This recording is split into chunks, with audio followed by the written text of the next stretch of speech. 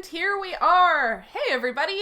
Welcome to Nature Check's Arda Campaign, the show where you come for the game and stay for the science. Happy Pride Month, everyone! It was Pride Month last year when we started this show, so I feel like we've come full circle. We want to address this right at the top of the show this time. Black Lives Matter. Period. Black people deserve the same rights, freedoms, and abilities to feel safe and welcome in any spaces where they choose to participate as any person of any other color. We all believe this truth very strongly and do work in our spaces to promote Black voices, including uplifting Black academics in our research spaces and Black creators in our science communication spaces. You should be doing the same. Tonight, we'd like to announce that for the entire month of June, all Nature Check live streams will be supporting the Bail Project through a campaign on Tiltify. You can find the link to the Tiltify campaign on our social media and stuff. We appreciate your support of this deserving charity to help bring justice for Black lives in our communities. As a bonus, when you donate $5 to the Bail Project through our campaign, you can choose to grant advantage to a player in either of our RPG streams, so that's tonight's Arda Campaign or tomorrow's Burn Campaign, or a $10 donation can similarly be used to grant advantage to the Game Master, or in Burn, it will be used to grant disadvantage to a player. If you choose to use your donation to grant one of those advantages, please mention it in the text panel so that I can keep track.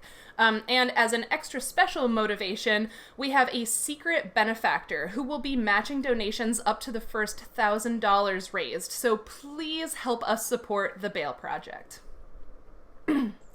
Okay, now we'll do introductions.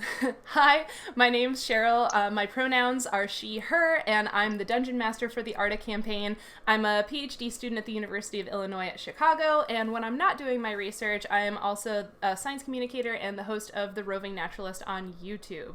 Next, we've got Peter. I am an entomologist working for the University of Maryland, doing agricultural entomology and farming education for the public, for anyone in Carroll County. I use he pronouns, and tonight, as always, I'll be playing Cedric, the party's resident know-it-all dwarf. Next, we've got Nancy. Hi everybody, my name is Nancy. I'm an entomologist, which means I study bugs, and I live in Ecuador, so if my stream isn't that good, that's because it's coming through through the cell phone datas. Anyway, I'm normally dragging people around the jungle doing ecotourism, focusing on ecology and bugs and conservation, but obviously that's not happening. So in my free time, I'm organizing entomology workshops and working on my YouTube channel. And I use she, her pronouns, and I play a 17-year-old girl who is a rogue who isn't quite sure if she likes adventuring or not. And then we've got Ryan. Hello, I'm Ryan. I'm yet another entomologist on this stream. We really did not get a diversity of people's specialties. That's why we have guests. Which is, so we get to supplement, that's what luckily. I'm here for, right? I do entomology and plant healthcare at a conservatory and public garden in Pittsburgh. And I do lots of various science communication things. Tomorrow, I have a talk during our virtual BioBlitz. So I'll be telling people how they can catch bugs in their own yards and in their houses while they have to be quarantined or be safe.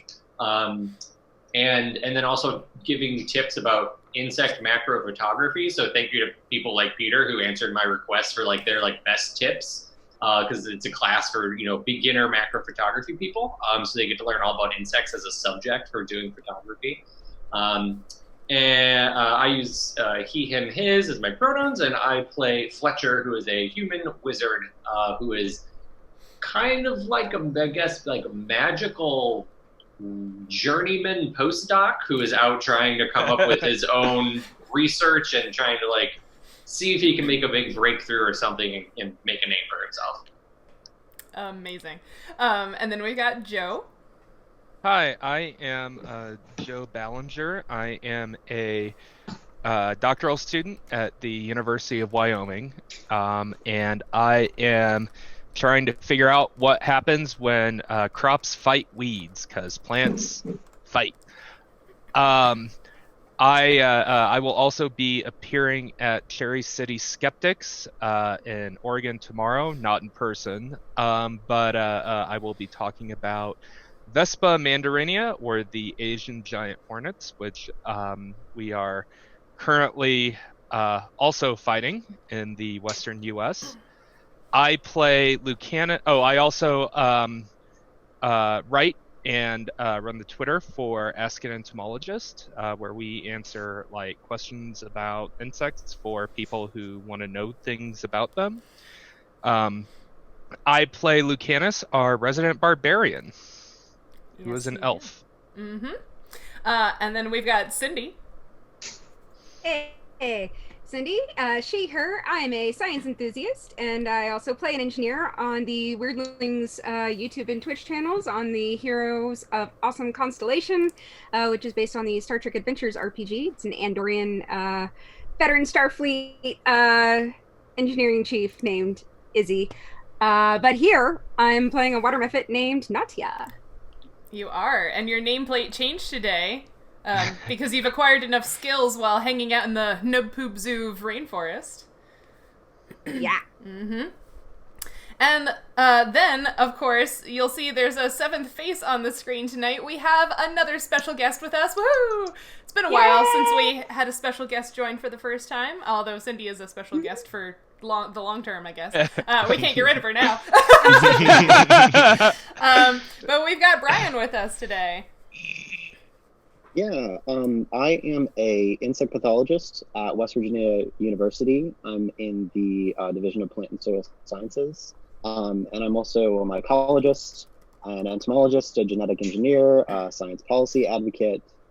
And I work on fungi that kill insects. I work on fungi that kill plants. And I work on fungi that are just awesome being by themselves.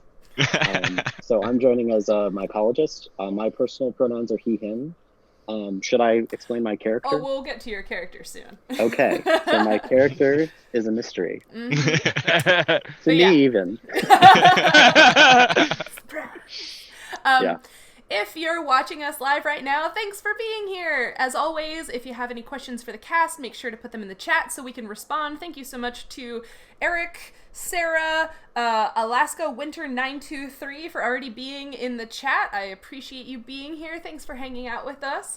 Hey, did you know we're on social media? You can find the Twitter handles for our entire cast of video gamers and TTRPG players down in the reference section below. Don't forget, if you're not able to watch us live, you can, as always, find the sessions for both of our consistent RPG campaigns in video form on our YouTube channel and in podcast form everywhere. Tonight, we'd like to give a shout out and thank you to our... Oh wait, did we do... Yeah, we did a thank you to Ontario last time. Thanks again, Ontario, for the for the watches.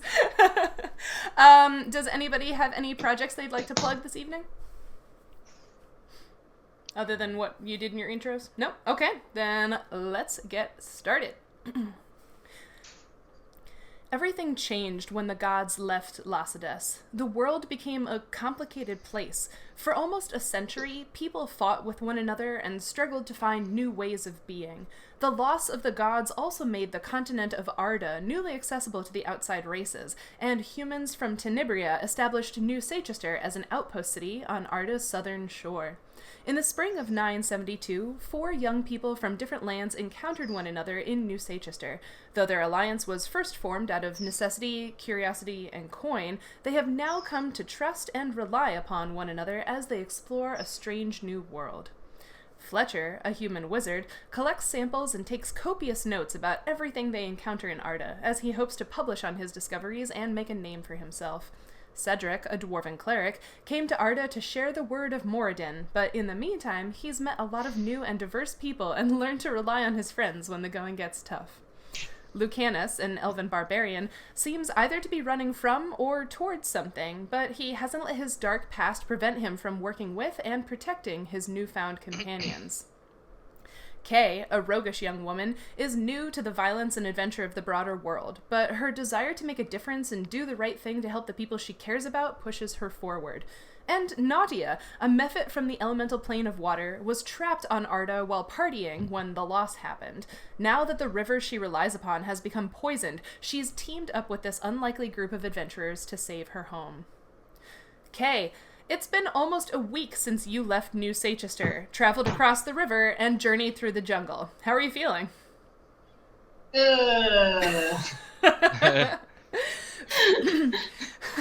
For the rest of you, this adventure might not be quite as novel, but your journey in Arda so far has revealed a wealth of new surprises. In the day that just passed, you spent around an hour trying to diagnose the disease apparently sickening a kapok tree.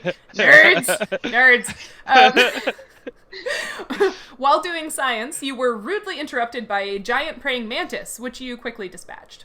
After leaving the rainforest, you entered a hilly grassland or savanna. Nautia spotted a hillside that appeared to have eroded, exposing the rocks beneath the soil.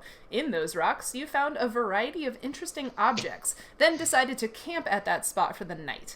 So it is now the night between the 17th and 18th days of Bloom Run, and I need to know, are you setting a watch while you camp this evening? Yes, definitely. Sounds like it might be a good idea. Yeah. We're somewhere that is so open, like we can't like use the tree to hide behind or anything anymore. Right. I feel like we absolutely have to. But we have Lucanus, luckily, who does not need to sleep that much. So that it makes setting a watch so easy when you have an elf. Like, It really does. Plus, it's been my less watch than a week since we almost got murdered by a plant. So, like, I feel like we're not that slow of learners. Yeah. All right, so who is doing the first watch? I guess since we're probably set, I guess I'll probably take the second watch, since that seems like when most of the danger is gonna happen. Okay. I'll take first watch. You'll Cedric take will first watch. Okay, first tell me, high or low? Low. Low. That was a 12, so it's high. That means I'm getting advantage this time. And then you're taking the first watch, so I need you to roll a perception check while you're watching. Okay.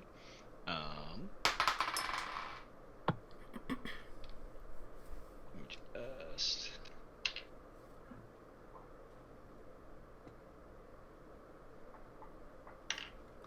Oh, that's actually 23. Okay. A 23. Okay. So Cedric, as you're watching, you hear this slight rustle in the grass. Unfortunately, I can't see chats because I'm broadcasting, so you can send it to me as a message, a Twitter message or something. But yeah, Cedric, as you are watching, you hear a slight rustle in the grass, and you turn to where you hear the sound, and there's just a small mushroom. Well, it's small compared to you, but it is very large for a mushroom. Just kind of in the grass. Are we talking like Goomba sized? How big are those in relation to real people? Yeah. Or more importantly, how big are they in relation to a dwarf? I mean, if we're talking Mario, like the video game, and not the movie, they like come up to his waist. It's how not... tall is Mario? It's not quite that tall. Good question. Okay. It's maybe it's not quite a foot tall, so it's, still quite a bit shorter than you, but Okay. it's just there in the grass, Cedric. I assume that Mario is a normal plumber size, whatever that is. So I believe I've mentioned that my family are mushroom farmers back home. Did you? So Okay. did I not? We're trying to keep the story consistent now. Is that a thing? Well, I mean, they fart You've mentioned mushrooms many and things rats. about your extended family. Yeah. They farm mushrooms and rats, and Mhm. for some reason, there's a lot of sage growing around. But also No. they do metalworking? I don't know.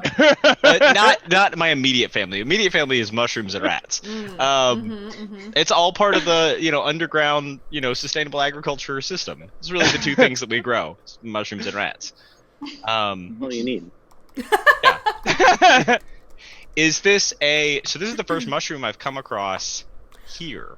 It's not that it's the first mushroom you've seen in Arda. Like, there were fungal bodies in the rainforest. It's just that this one is remarkable both because you didn't notice it until you heard the sound in the grass, and also because it's very large compared to other fungal bodies. Yeah. Does it look like a variety that we would have grown back home? No, but then again, your continent is on the extreme other side of the planet from this continent, so, Not surprising. Yeah. Well, I definitely even Cedric knows enough not to eat strange mushrooms. Oh, really?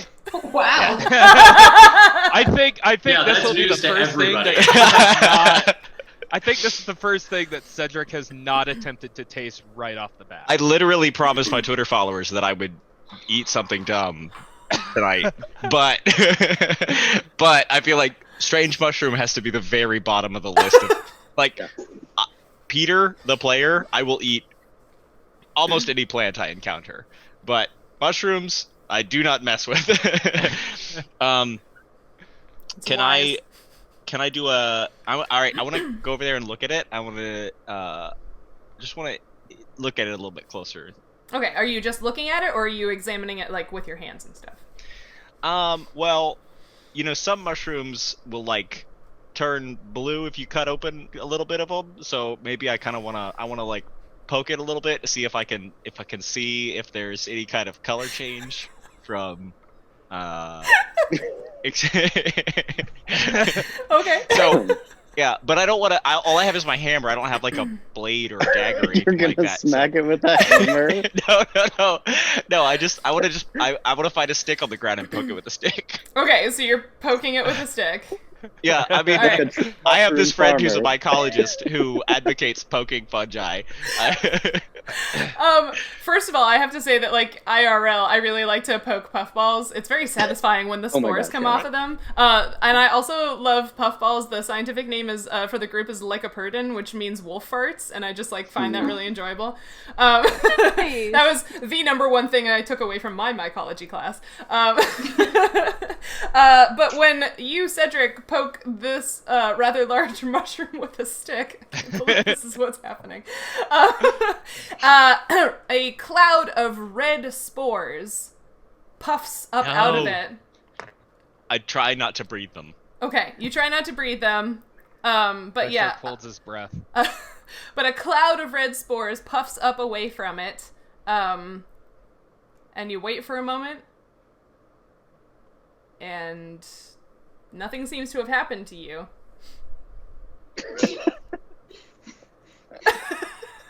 Okay.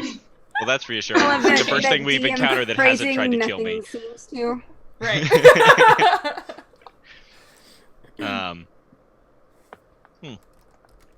Well, that's cool. I guess I'm gonna leave it alone then. I got lucky that time.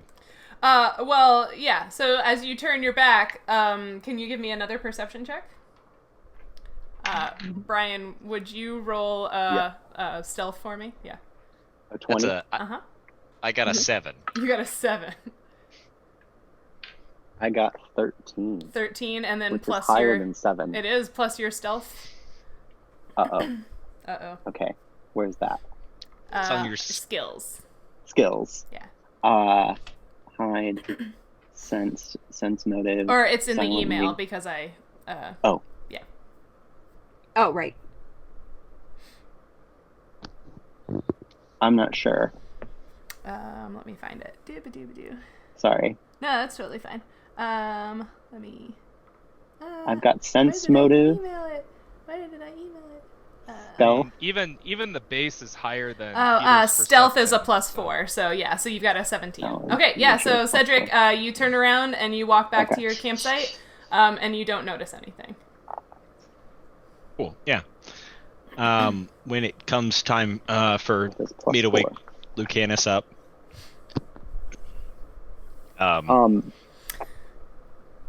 So you're waiting until he wakes up now? You can make a move based on the spore information at any point. Okay, I think that a cloud of white spores is wafting from a very large distance away Okay. toward Cedric. White. Okay, that one. I'm scrolling and reading. Or sorry. Oh, Yes, white. white. Okay. Yeah. I'm still learning my spore colors here. I know, right? I'm sticking my stick into the campfire and just kind of poking it. Okay. Now that I picked up this really good poking stick, Cedric, I'm just gonna keep poking things with it. Cedric, as you poke the campfire with your poking stick, I need you to make a fortitude save. Ooh. Let's see.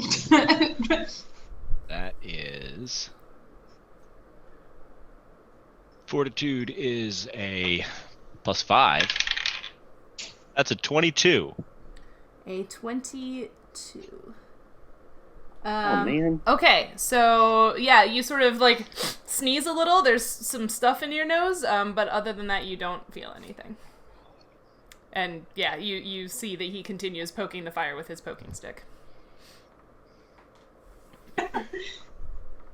If nothing else happens for the rest of my watch, I'm gonna go and can Lucanus do his is he splitting his meditation up? Is that what's happening?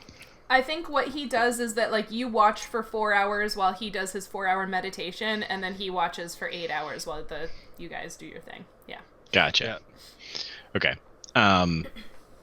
Yeah. So around what I reckon to be midnight, I go and kind of wake Lucanus up, and before I go to bed, I'm like, "Hey, check out that cool big mushroom over there." Big mushroom? Mm-hmm. Yeah, isn't that cool? He looks over and looks at the mushroom and what does it do? I mean, it's just a mushroom, but I just thought it was neat looking. I mean, I don't know. What does the mushroom look like? Yeah, so it's, I'm assuming you wanted the appearance to be based off of your namesake. Yeah. Mm-hmm. Yeah, so it's not quite a foot tall, and the stalk is kind of a, just off-white color, and the cap is red with white spots on it. So it's like a toadstool. He's Toad. Yeah, and it is a guild mushroom. I'm guessing. So I didn't look underneath it, so I didn't want to Of course not. You invade didn't its want to be personal polite, space. yeah. Yeah, exactly. I'm guessing if I eat it, I'm not gonna grow to twice my Oh size. yeah, don't eat it. No, there are only 2 edible kinds of mushrooms, the 2 that we grow back home, and so I assume that this one's poisonous.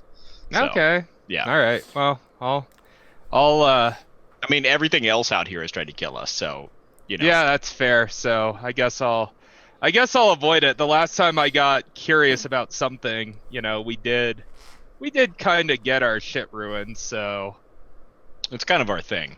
yeah. Anyways, yeah, don't let anything try and murder us in the night. Yep. All right, Okay. I want to go to bed. Okay, so Cedric goes to sleep. And Lucanus starts your watch. Brian, do you want to do anything? Yeah, I do. I'm gonna waft some blue spores from a great distance Okay. toward Lucanus. Okay. Blue. Lucanus, would you give me a perception check? And you can do it with advantage. So basically, this means that you can roll 2 d20s and take the higher value for your percentage check. Okay. All right. Thank you, donors. Thank you for donating to the Bail Project.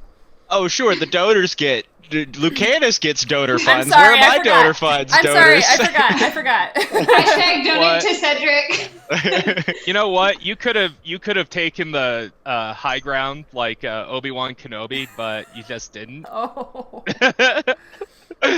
Yeah, there's a prequel reference. I hope that's okay. All right. So the Why first one. though?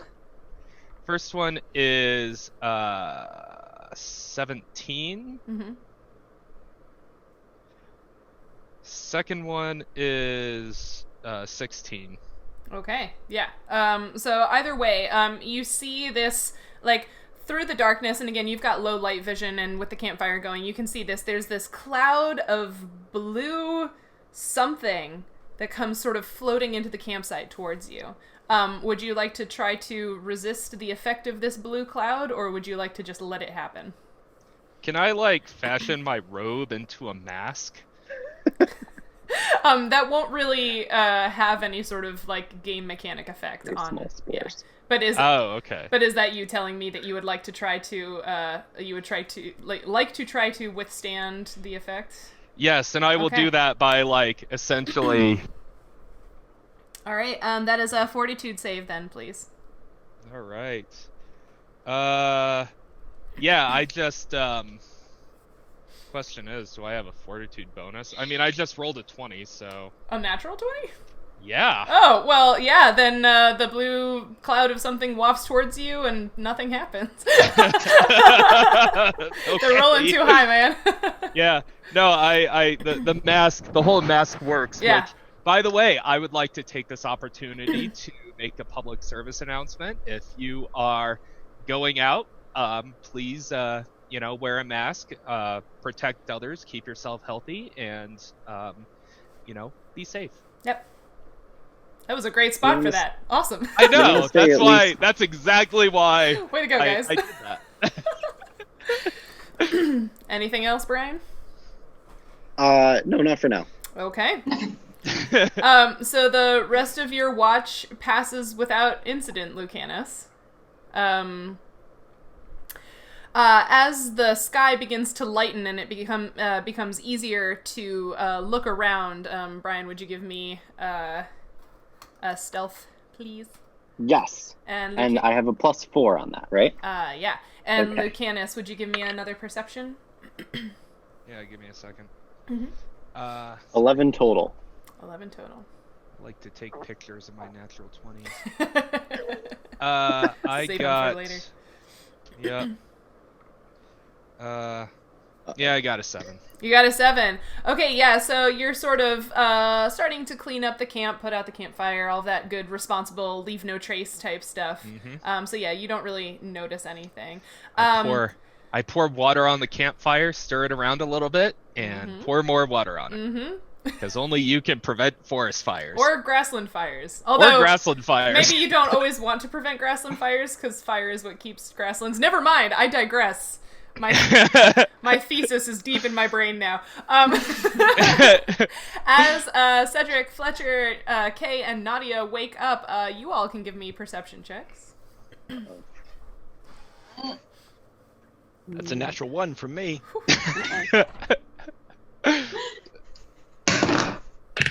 Somebody's not a come morning person on. today.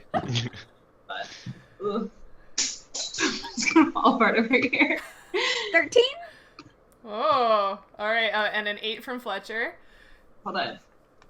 I got a 23. All That right, was hard. the boys had sleepy dirt in their eyes. But Nautia and Kay, you really notice it because like you wake up and the little like foot tall mushroom wasn't that far away from your head.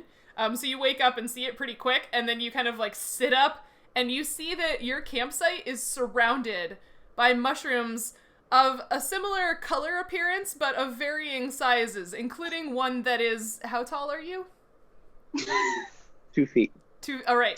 There's one that's 2 feet tall that seems to be slightly closer to all of you than the others, except for the little 1 foot one. But yeah, they are of varying heights, including some that are like almost the same height as Kay yourself. But just Are they like within like pokeable distance? they're pretty far. I think it was like 40 feet. Okay. Yeah.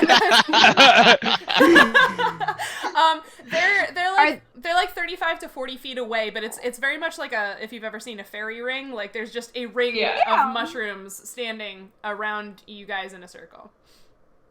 Wait, So I'm assuming I'd be familiar with the ring, but are they a variety that I recognize? Give me, you can choose knowledge local or knowledge nature. Let's do knowledge nature now that that's even higher. And take advantage on it. So when the taller mushroom is noticed, it turns green. Kay, like, I rolled a rubs 2 her and a eyes. 1. A 2 and a 1 on your advantage? Oh my I god. rolled 2 dice, and I just rolled a 2 and a 1. To be fair, that's now a 5 and a 6. Oh my god. Yeah, they look weird. And yeah, the one taller of the two that are closer to you turns green as you're looking at them. I feel like Fletcher and Cedric were like getting out of bed and just like bumped into each other and are just like, sorry, it's not paying attention to. Hey, you, Lucanus and Cedric, did you were there like an army of mushrooms when you were on watch? And if so, were the army of mushrooms peaceful? Did they? No, there's just one mushroom. Okay. No, there are like 100 mushrooms. Did Kay actually poke the mushroom? Did she start to poke it? Too far away. Yeah, they're too far away without you like moving towards one. Okay. Oh. I mean, there was one when I did my watch. Okay, well, there's now literally like 200 mushrooms. That might be an exaggeration, but yeah. They're just. Like I mean, there's plenty. Well, They're just. It's a big circle. like 7 10 to mushrooms. 20. But yeah. And 200 mushrooms. 400 babies. Although, I 100 suppose, mushrooms sitting I around the suppose camp. we could get 200 into mushrooms sitting. We could get into an argument about which ones are actual individuals since they're all connected by the mycelial There's network. one mushroom. Right. Yeah. 400 mushrooms. But that mushroom could be the largest organism on the planet. It could. Could. Great, Or and it it could be could just also surrounding kill your us, camp. like, right now-ish. So. I mean, as long as we don't eat it, I think we'll be okay. Okay, but is no one another- startled that apparently there was one mushroom when you guys were on watch, and I just woke up and now there's like 50 mushrooms and no one noticed? Well, sometimes they grow really fast, you know? That Like, fast? Circles like this sometimes. A white cloud of something wafts toward Kay. Is it, you're choosing to just target her? You could target all of them if you wanted, because Oh, it's a cloud. a white cloud Yeah. emanates through the camp. Fortitude saves from all of you. Oh god. Can I'm not I prepared fly? Reflex? No, these are airborne. Yeah. it's I a big can fly high. it's a big cloud effect. No So way. transport. If you want to try to do that, I'll let you do a reflex save first. So I just got 2 20s in a row. Alright, I'm It's like, what, gonna a 1 in try the 200 reflex chance of that? save first. Okay. I'm I got starting it to think. 12. Wait, hold on. I'm hold on. starting We to all- think that D and Dice is somehow biased. So many people yelling numbers at me. Okay. Sorry. Sorry, it's okay. Nautia, your reflex save. What did you get? 20? Not natural, but Okay, yeah, you do. You manage to just book it out of there just as the spores are coming. You manage to get up like into the next air layer. So you don't have to do the fortitude. Kay, you said 12. Lucanus got a 20 something. Fletcher 12 also. 12. And Cedric? he also 15. has like, 15. you know, the robe like over his mouth as soon as he notices the spores. The inconsequential robe. I'm Hey, masks are important. Cedric, like, as this is happening, Cedric's like, I could have swore the spores were red last night. I feel like that's an important You identifying literally thought characteristic there was one mushroom. Well, Fletcher was only one mushroom. Hold on! Stop yelling. Because Kay, you're incapable of yelling right now. You and Fletcher sort of like, you're both standing there, but you both kind of like, your shoulders slump a little and your face just goes like kind of passive and you just feel like very relaxed and like slow for about a minute. Like you just feel really calm and you can't really do much for about a minute. That's pretty nice. That's cool. Can I sit back down? Yeah? Yes, you're able to sit back Sit down. back down. I was Yeah, I'm about gonna to start sit yelling down and just all of like, that and just look like Chill out, man. you know, when you were a kid and you'd sit in the grass and just like pull a blade of grass and just like tie it into little knots and stuff. I think Fletcher just started doing that. He just Perfect. sat down and it's just like Can Just we? chilling. We get to He's see vibing. We get to see high Fletcher. Well, I Fletcher's didn't say just they vibing were right high. now. I didn't say they were high. They're just chill. Oh, He's just vibing. yeah. Mhm. Okay, so the tall mushroom advances toward the party, two of which are, dazed. Incapacitated. And then blue spores emanate out toward. I have to pick an individual, right? Or can I do everyone with the blue spores as well? Let me read that one again. I think I have to pick an individual. And when Brian says, yeah, this seems like an individual. Oh wait, it says. It says it can be released either as a 120-foot spread or a 40-foot ray. But when Brian says it advances towards you, you see the mushroom like in the stem. There's a split, and all of a sudden there are two legs and two little arms that kind of like pop out from the side of the stem, and it like walks towards you. So cute. Cedric draws his warhammer. It's like original Fantasia. Yeah. Like how, like, Yeah, I was that's- saying, like in Fantasia, there are those. Or the mushrooms. There's the whole there's the. Did you Yeah, the grow chat- bipedal mushrooms at home, Cedric? Say what? Did you grow bipedal mushrooms at home? No, we did not. No. The chat definitely referenced Fantasia already. Thank you so much for being Yeah, part of wasn't that everyone. I'm Wasn't surprised that the- nobody's done Alice in That was Wonderland the tea yet. dance in Nutcracker Suite. I thought it was Was that- the Russian dance. I think. Russian? Yeah. I think. How recently have all of you guys watched Fantasia? Anyway. I was like, I've listened really to the young Nutcracker and a it whole scared lot. me. I cried at the end. Oh no. So It was I think some of the scary. mushrooms The big did guy, Rite of the big Spring, scary too. wing guy, yeah. Okay, yeah, so would you like to release it as a 40-foot ray or a 120-foot spread? Either way, you could choose to include all of them. Let's do a spread and let's include everybody, Yeah, so including the dazed folks. including the dazed folks. Yeah, so you Thought we were friends. so you all see this bipedal mushroom advance towards you and then emit blue spores. If you would like to try to resist the effect, you can give me a fortitude save. If you would not like to resist the effect, just let me know. I got us. If I'm like previously incapacitated, am I allowed to try to resist the Yeah, effect? you're mostly just basically what you were was pacified, so you're still able to make saves and stuff like that. You were just calm. Yeah. Well, yeah, I figured. Yeah, it was like Your being body. dazed, but not as bad. Sorry, you figure what? Just like, I mean, yeah, I would do the save because it's like your body would try to resist. Right. Like, it's Yeah. more like the chance that it will do something to you. I got a 20. Okay. Not a natural 20, but a 20s. Do I need to roll this? No, it'll just be anyone who gets a 14 or lower will be affected. Oh yeah, that's me. I got Still a out of 4. range. What was that, Cindy? Oh boy, am I still out of range? You can choose to be if you want to. Yeah. All right, so she's gonna stay up top. Kind I of got- flapping the wings to kind of don't got a expect that to be effective, but I'm trying. Okay. I got a 17, and my base modifier is 3. Okay, so So- and Cedric, you got a what?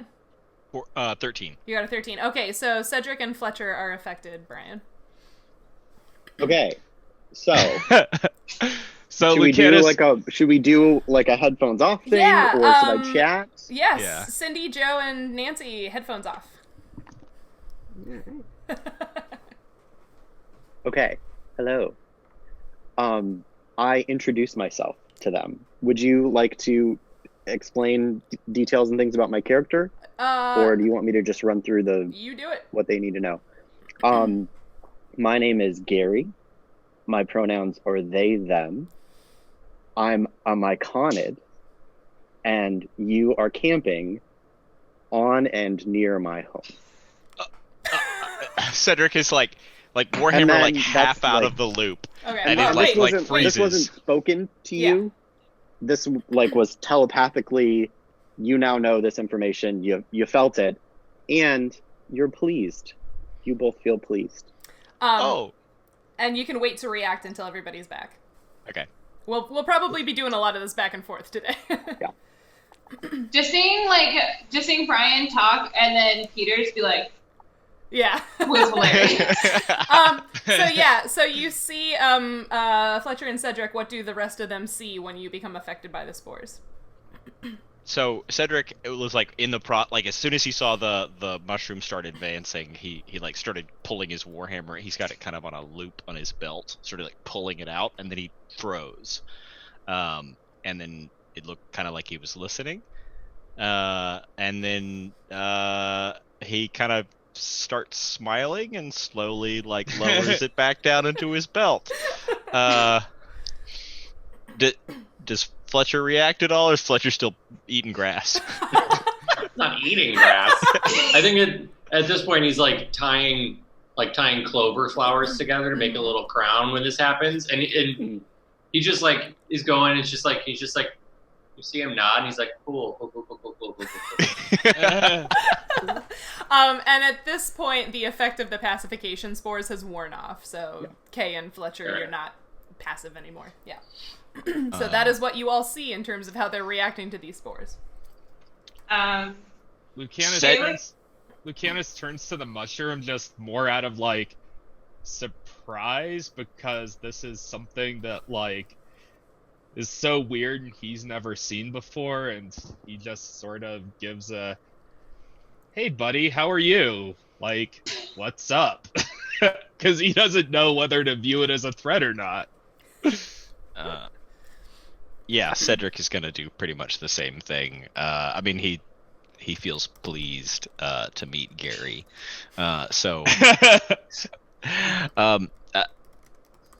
Hey, my name's Cedric. It's a pleasure to meet you. You're the second person we've encountered out here. Actually, do you know Nautia? Are you guys friends? Nautia, do you guys know each other? Nautia, as you see this bipedal mushroom walking around, give me another either knowledge nature or knowledge local at advantage. Did we explain to the headphones off people what you heard? No. Mm-mm. Okay. No. So that's the thing about your communication. Yeah. Okay. Cedric assumed that with everybody heard advantage. what he heard. Of course, yeah. Aha! 23. Yeah, so when you saw the legs and arms pop out, you're like, oh, duh, this is a myconid. That's one of the that's one of the peoples that you know lives in this area, right? Yeah. Maybe you don't know him, but I've met some. Yeah. And you know that they're not harmful. Oh, he prefers they them pronouns. They prefer they them pronouns. Oh. Or those are their correct pronouns. I like that Okay. you're looking up. I'm looking up to Nautia. She's flying up above me. Yeah, pretty Nadia much is- the point at which I saw the first group sort of just chill out, and then the second group not have a bad reaction. I was like, oh, nice mushrooms. Yeah. And then I was like, oh my god, yeah. Do you guys not hear what they're saying? I heard you talk. I didn't hear anyone else. I'm like quite concerned about everyone's health currently. Gary, are you telepathic? Am I telepathic? You are definitely not telepathic, Cedric. I mean, he basically says what comes to his mind already, so we could basically hear his thoughts. Says Lucanus. Yeah, exactly. They're nice Okay. mushrooms. So blue spores emit from Gary again Would in anyone a circle. would anyone like to Dodge, try to dodge, avoid the effect? Okay. dodge. Like, what is going on? The chat noted earlier, Kay, that you are very suspicious of everything. Okay. We I got watched a giant bird eat a monkey in front of us, okay? Like, That's nothing new to me. Yeah. Nah, Kay. unfortunately, I only got an 8. Yeah. Yeah, Kay, it's totally fine. Just get a big whiff of the spores. I think they're good. With my base modifier, I got a 16. Okay, so you are still trying to avoid as well? Yeah, Okay. I mean, that's only natural, right? Yeah. Nautia, are you choosing to avoid or not? Nah. No? Fletcher? I think Fletcher, having had a moment and trying to put together like the sequence of things that just happened, he turns into the blue spores, like purposely. Okay. Just trying to like piecing together what's happened so far, since he has been hit by both things Right. and no one else has. So okay, in that case, I guess Lucanus is the only one who's saved against the effect. So headphones off, Joe. All right. So, telepathically, Gary asks, if you're gods, because you seem similar to gods of the area, is that correct? You seem heroic to me. It's Lucanus's ears is the detail. Yeah. Oh, Lucanus's well, ears. and also Nautia. I love that Lucanus is the only one that can't hear this. This guy who refuses to speak to me, his ears seem like he's powerful and godly and like you could help me. Can you help me? And then you all feel hungry. That's the end of my telepathy. Mm-hmm. So, Lucanus, so from what I've put together here now, I believe these blue spores are just allowing us to communicate with this being. And so far we know that their name is Gary, and it seems like Gary really wants to speak with you. He wants help, or they want help, and they seem really interested in you. Okay. I think you should just accept the spores. Yeah, accept the spores, Gary, Lucanus. It's Just not a accept the matter of spores into it's your not a life. matter of One of accepting. us. It's just like, the whole body fighting them off thing, I guess. I'm saying this as Joe, not as Lucanus. And Lucanus just sort of looks around confused like, what? Just take a deep breath of the spores, Lucanus. It's Won't okay. hurt you. Gary's cool, man. He's They. shit. Gary lifts his hand, which has 3 fingers, and waves to Lucanus. Lucanus just sort of like waves back. Gary Okay, releases. What? So Gary has feet and fingers, but not a mouth that he could just talk to us with? That they could just talk to us with? Right. Yep. No, so one of the things with when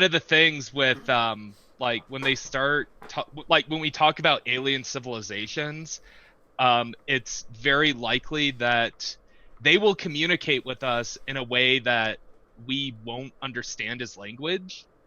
So that's, the spore thing makes total sense to me. That's why the plate that went up into space had like pictorial stuff on it. Yeah. Yeah. But yeah, also, okay, we can all hate on this for a moment, but in D&D, there are animal creatures, and then there are plant creatures, and so Gary, the Myconid, is a plant creature. Get that out of your system. Yep. We will talk about this. We will talk about this. Get We out will of here, talk about Gary. this later. We'll talk about this later. Oh, no. See? Said, get it out of your system. But yeah, not all plant creatures have eyes or mouths, that kind of thing. I think, you fought a plant creature? Yeah, you've fought plant creatures already. Yeah, we fought plants before. Yeah. Right, so remember how it was immune to critical hits because it has no face, so you can't surprise it? Gary is like that. Gary doesn't have a face, no eyes, no mouth. They sense the world around them in a different way than you do. But they do have limbs, because how else would they, get around and do work and stuff? Yeah. It's just bundles of hyphae that you're just Basically, yeah. Yeah.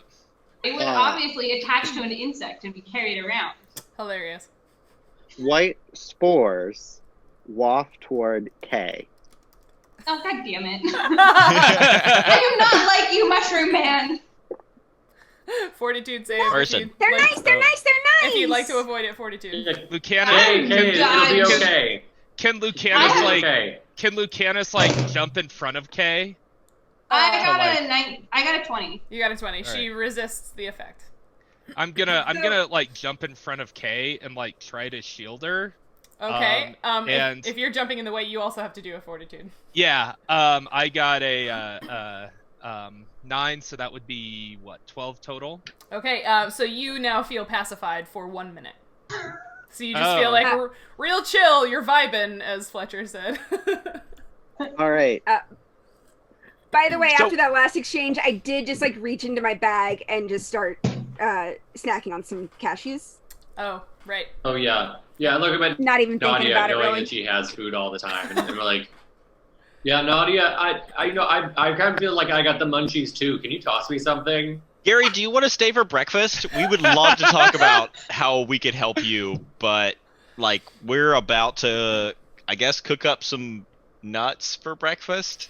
Can they understand you? Oh, they're just my snack food that I have on Do me. they hear?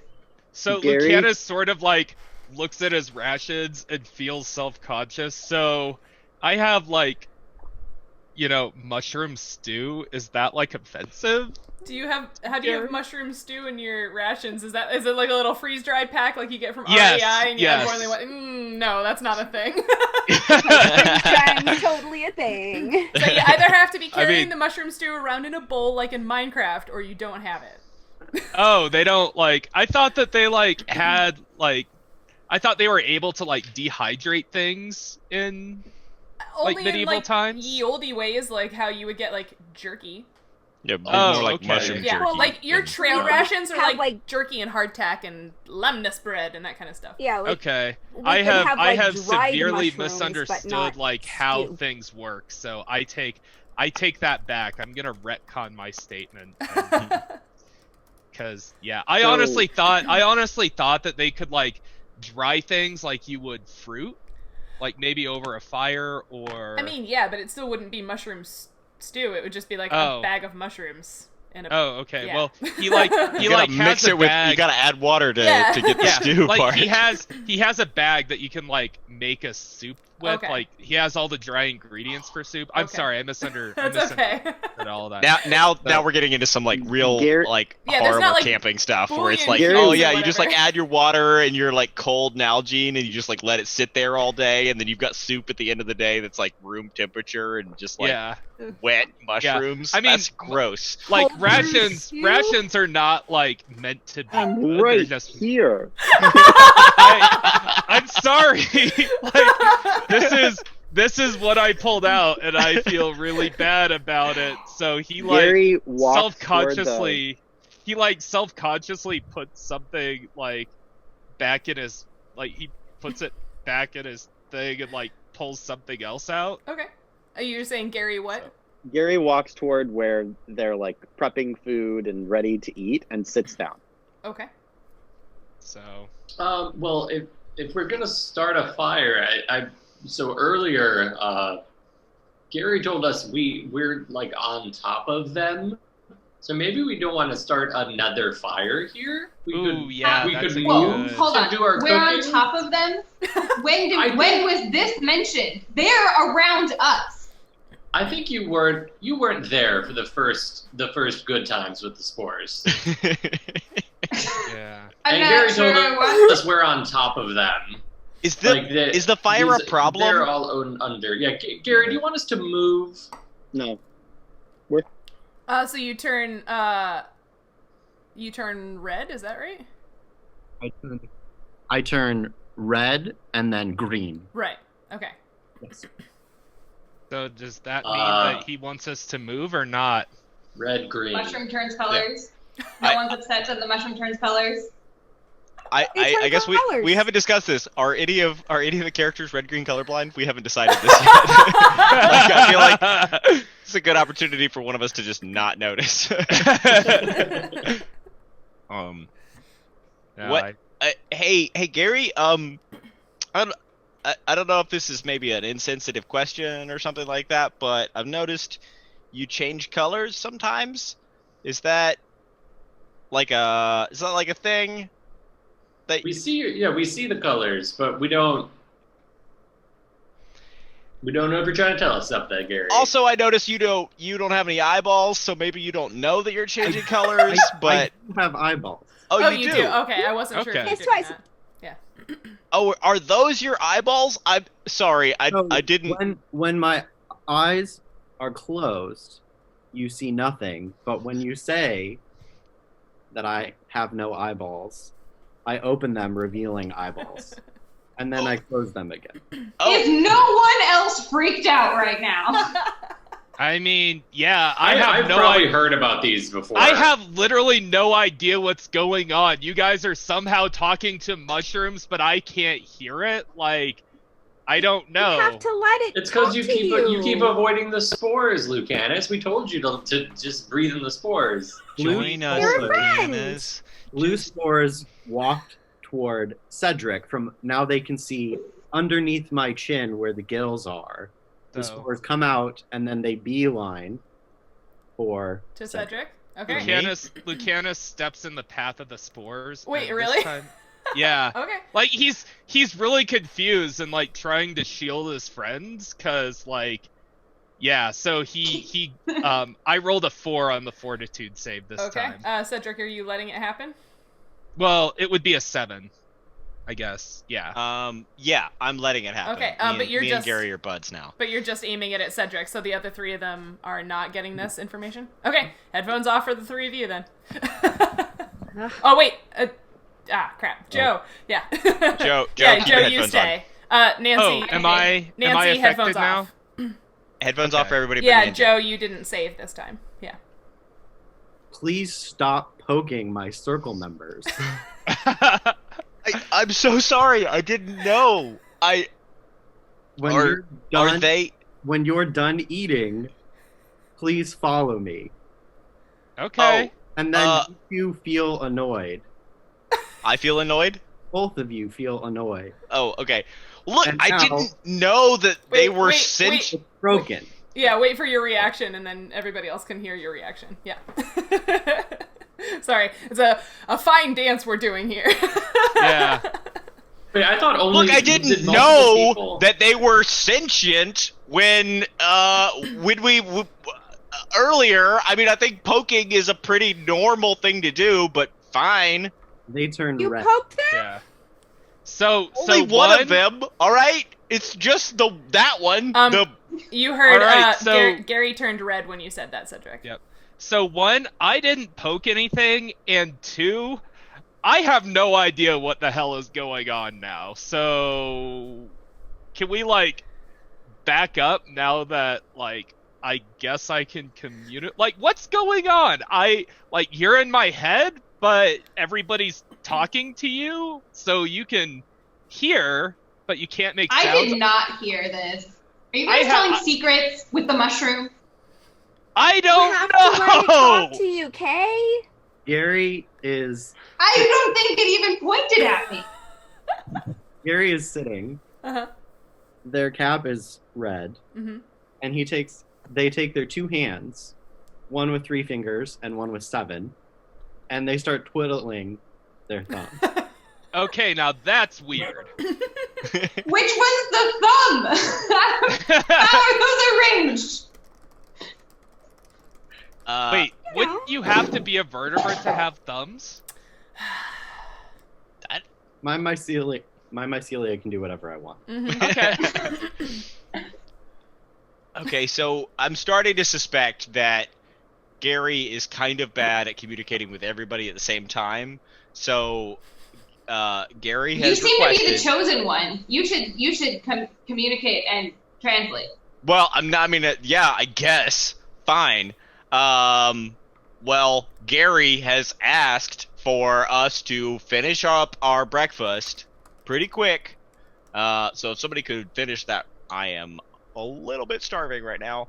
But when we are done, apparently we're gonna follow Gary somewhere. Oh, I am here for this, says Lucanus. Is Gary eating? Because Is this Gary is eating like with us? What this does is Gary the eat? weirdest thing he's ever seen, and he just thinks that this is so cool. I don't think it eats anything. I mean, Then why are we so hungry? Hey, not it. right. Hey. They're There's a lot to take in right now. Okay, starting with the disappearing eyeballs, continuing with the odd number of fingers on each hand thing, and everything else that's happening. And We're the trying. talking through spores, let's not forget. That's just how they talk, though. I know, and And it's the so mushroom cool. wasn't here this morning. Where did the mushroom come from? Did anyone ask? Yeah, so Gary, where did Apparently, you they're come all from? around this area. Yeah. I mean, it's clear they Where's the can mushroom? move. They live. We weren't here yesterday either, and then we moved here. Sound logic. It's actually quite logical. They said this is their home. Gary starts tapping their foot. If I may, Gary, I have two questions for you. One, if you're able to tell us anything about where you want to take us, and two, we are out here to try to figure out what is going on with the river that is nearby that I'm sure you are familiar with, and I'm wondering if you know anything of why the river has become bad, dangerous, poisonous. Bad tasting water. Things are dying in the river, and I thought Water hurts now. your people live around here, and maybe you know something. Gary wafts white spores toward everyone. Does anybody want to try to avoid the effect of the white spores? I'm going to because I know what they do now, and I Yeah. want to try to get him to answer. I don't want the white one. Okay, fortitude. I got 17. That's a 23. I got a 14. Well, And I wanted to ask, how long does my annoyance last? Like, I mean, it fades eventually. Yeah, unless you keep it going. So yeah, anybody 14 or lower feels pacified. Okay. Not this time! Now blue spores waft from Gary toward everyone. Toward everyone. Is anyone trying Oh, to yeah. avoid the blue No. spores? No? no, I huff those. I try to inhale, but I rolled a 20 on the fortitude because Well, again, You we don't, have then like you don't an do a immune fortitude. Yeah, save. so if you're trying to accept the effect, you don't have to roll fortitude. Oh, Yeah. I didn't know that. Yeah. Okay, so So yes, it's- I accept Okay. the effect. I Is didn't. anybody not accepting the blue spore effect? Kay is If like I- begrudgingly accepting them. Okay. Like she like I imagine like Fletcher's like Kay is like like paused and just waiting for them to walk over her like. Okay. All right. Well, I guess everybody can leave their headphones on this time then, finally. Hi everyone, I'm Gary. In response to your questions, I could check, and then Gary places their head on the ground, and then lifts up their head, and an arrow appears on the ground, Like made of mushrooms or made of spores. made of spores? Like Ooh. a directional arrow or like a keep arrow. Like a directional arrow. Yeah. wait, what is this arrow pointing to, Gary? What cardinal direction do we see the arrow pointing in? It's pointing kind of beyond the hill. Yeah. Yeah. So Like deeper into the grasslands, so kind of to the northeast in the direction that you would Okay. have been traveling. So So is sorry, our our camp telepathic- cleaned up by now? Wait, hold on. What were you Our saying? telepathic connection has broken. Right. Yeah. Yeah. Oh. So is our camp cleaned up by now? Well, it can last for I don't know. Were you guys actually cooking or were you just talking about cooking? Those spores can last for 30 to 60 minutes if you want them Oh, to. okay. But I can cut them off as well, right? Right, yeah. You can choose to cut them off or you can let it last for 30 to 60 minutes, yeah. Cutting it off. Okay. Oh, okay. So This seems to be an ineffective manner of communication. However, the arrow seems useful, so thanks. all right, well let's get it cleaned up and go on this adventure. Let's get our camp cleaned up and go on this adventure.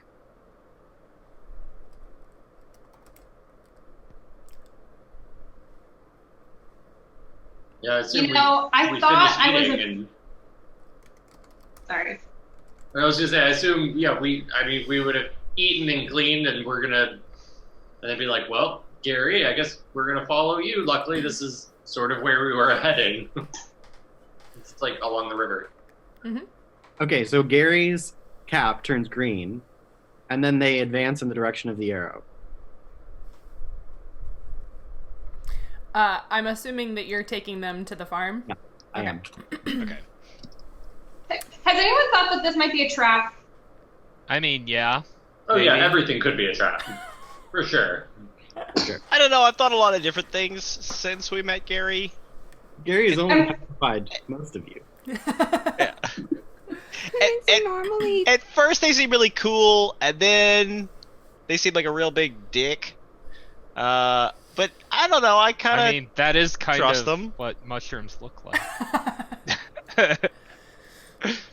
Not conks. Yeah. Not the big lacy ones either. Or the jellies. Anyway. Or jelly horns.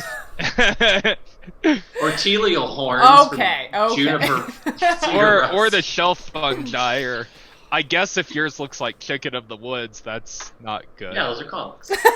Oh, okay. Eric Okay. says in all caps, "Welp, I'm leaving. Bye." Okay. All penis shapes are valid. Okay. Yeah. Yep. Anyway, so if you're following Gary, they lead you kind of past the hill that you were at, and kind of towards another hill a little bit of a distance away, and you realize that they're leading you into sort of like it looks like there's an overhang, but it looks like there might be a bit of a tunnel or something that goes, into the hill under this overhang. Do you continue to follow? Oh, yeah. Okay. Lucanus is at the front of the line. He's excited. Okay, can I have the rest of the marching order? Is this me? Hay is in the middle or in the back. She is not on board for this. Okay. I guess I'm second. Okay, so we've got I'm Sorry. probably walking like with Cedric. I'm up towards the front, following Gary. Okay, so we've got Gary, Lucanus, and then Cedric and Fletcher, and then Kay and Nautia. yeah, I'll hang with Nautia, or with Kay. Cool.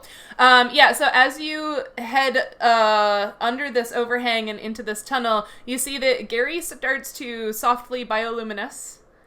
So they are able to create an area of low light and a 20-foot radius around themselves. Yeah. Oh, Look, this is guys. so That's cool. pretty cool. Feel like I'm pretty accepting of a lot of different people in different shapes, but I'm really struggling right now. There's a lot of things, and now the mushroom glows, and no Okay. one is concerned. They're not. I Hey. feel like this is the least scary thing we've encountered. Kay. Yeah. And But all the Kay, not scary things ended up Okay. being scary. Kay, bioluminescence is a valid skin color. They're very nice. Yeah. I'm not Yeah, no, saying that yeah, it's that's not right. a nice It's thing, kind of a but nice it's color. not convenient. Blue spores emit toward everyone. Okay, is anybody resisting the blue spores? Mm-mm. No. No? Okay. You feel hungry, and you feel in awe of my glow. You know what, guys? I think actually, well, one, I'm hungry, and two, I think the glow is actually kind of cool. Out of all the weird things, I think the glow is the coolest part. Actually, Yeah. I wish I could glow. Yeah, I knew we didn't eat enough breakfast, though. This is amazing. dude, we should eat more breakfast right now. I just straight up pull out a pod of cashews and just kind of. Nadia, pass some of those over. Yeah, can I have some too? All right, so you eat your trail mix as you walk down this tunnel, and it's not an exceptionally long tunnel. When you Little get trail mixers gathered on the trail. when you get to the end of the tunnel, with the bioluminescent glow that Gary is giving off, you're able to see a large regular chamber. It's obviously been hollowed out under this hill with intent. So it's not that it's just a naturally occurring chamber in the dirt. This is a dirt chamber that was hollowed out intentionally. There are leaves and sticks and other bits of compost and refuse kind of scattered around the room, but mostly the room feels kind of empty. But Great, the he whole brought room us is to a glowing? grave. No, not the whole room. Just the glow is emanating from Gary, and they're able to emit enough light for it to be low light in a 20-foot radius. We or see a any 40-foot other... diameter. Huh? Do we see any other fungus? You can. Would you like to search the room? No, just a perception check. Okay, yeah, that's fine. I got a 8. Yeah, you don't. I mean, it's it's low light, and there's some random what looks like garbage on the floor, but you don't see anything that immediately strikes you as also looking fungal. Are we gonna die here? I think we're going to die, but I do want to know, Gary, what is this where you want us to do something? Is this where you need help? Yeah, so Gary places their chin to the floor and shows a circle. As they lift their chin up, it shows a circle, which is called what is it called, Sheryl? When we're all thinking together as yeah, it's so all of the mushroom people that you saw are very it's I think it's group mind state something. Hive mind. It's like that. Wait, I have to scroll. Is Gary a superorganism? Oh yeah, it's the group mind state. Yeah, so it's an image of all of the fungal people kind of in a very tight-knit circle. Yeah. And those who are aware of myconids will recognize what activity they're engaged in. Yeah, so Nautia would know it's the group mind state. Yes. Yeah. Mm-hmm. And then How do they talk? Gary wipes away the spores and places their chin down again and then lifts it up. And you can see this cave depicted, but the walls look different. And then Gary turns red. How do they look different? So the image that you get from Gary's telepathy is of a room bustling with activity. There are the myconid people moving all around. They're bringing in leaves and other compost, and the room is full of these things. But it seems these things are feeding... Lucanus, you had asked to see fungus before. In this image of the room, it is filled with fungus, and they're sort of feeding the fungus with all these bits of compost and stuff. The myconids are feeding each other, essentially. No, it's not. It's not that they're putting compost in each other's mouths. There is a non-sentient, or at least it looks that way, non-sentient fungus or hyphal network in the room feeding on the compost. So for you humans, picture a leafcutter ant fungal farm. Yeah. Okay. Yeah. So is Gary, that your food? Is that your food, Gary? And do you need the food, or do you need help with restoring this other fungus that's in the room? Gary wafts blue spores toward the group. Is anybody resisting? No. Breathe in those blue spores, people. This is the weirdest. So good. So I'm communicating to you telepathically that we need these mushrooms, these fungi, to survive. And you can see that they're missing. And while we were in that state, this was taken from us. And what state? In this group mind thinking state where we're unaware of things that are going on around us, our food, which we kept here, was taken from us. And as mostly heroic looking people, I would like your help recovering it. Okay. Yeah, the implication of the group mind state is almost like a group, like a mind meld meditation type dealio. So yeah, they're all just right. While they're in that state, they're not aware of what's going on around them. Yeah, I can get that because I have my trance thing. Mm-hmm. Cedric's stomach growls. So, Gary, if I'm following you correctly, your people had a huge amount of food stored up, and it was stolen from you. Is that right? Yes.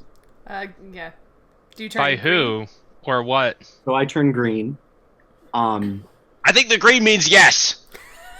Yeah, the green is like good. Yes, something like agreement. All right. Do you have any leads or clues about who took it or where it might have gone? Just even anything that would help us trying to help you. Gary turns red. Oh, I think that means no. Like, did someone like take it, or did it die on its own? Like, someone just came in and took all the mushrooms and left? It took The image that I had shown you, it was clear that what was there is totally missing. It's not like remaining or anything. It's totally gone. Mm-hmm. So, Gary, who lives in this area that would like take food or fungus or? Blue spores waft toward Lucanus. I don't resist. You don't resist. Everybody else. Yeah. I don't feel very included. The dwellers here, the goblins and the Gnolls. gnolls, Mhm. we have an understanding with them. So I don't think it's from them. I think it's from the rainforest whose name we can't pronounce, and we have a different word anyway. Yeah. That way. Okay. So it came from the rainfort. Yep. Oh. Well, It came that's from- where Gary Right. thinks it comes from. Okay. Where what comes from? The thieves. The thieves. Okay. Where, Wait. where did they come from? Did he say something to you, Lucanus? Yeah. Yeah, apparently, he thinks the thieves came from the forest. But he doesn't know much more than that. Did we find anything that would eat a mushroom or like fungus in the forest? I mean, do we know how long ago? Gary, this seems pretty recent, isn't that right? Yeah, it happened like maximum of a few days ago, but it hasn't been exceptionally long. Where are the rest of you? You know the answer to that question.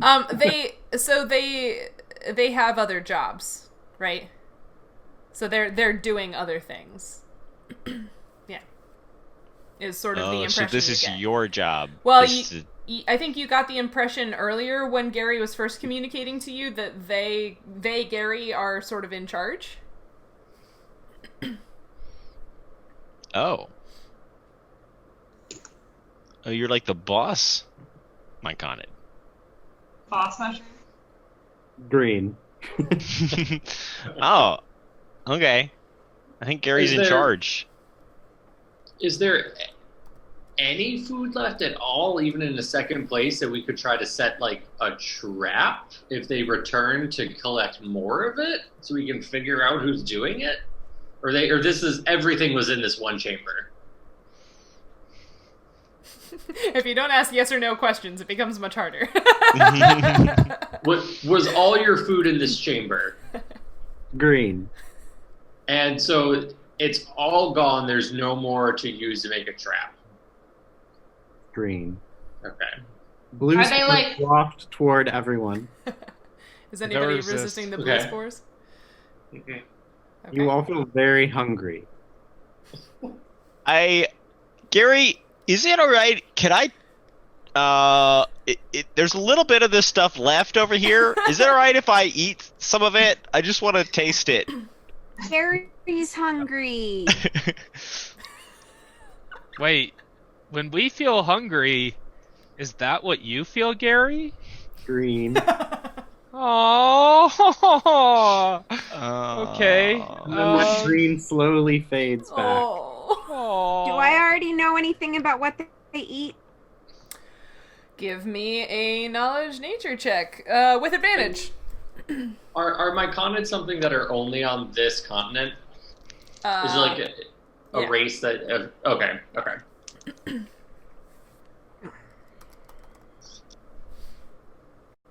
11?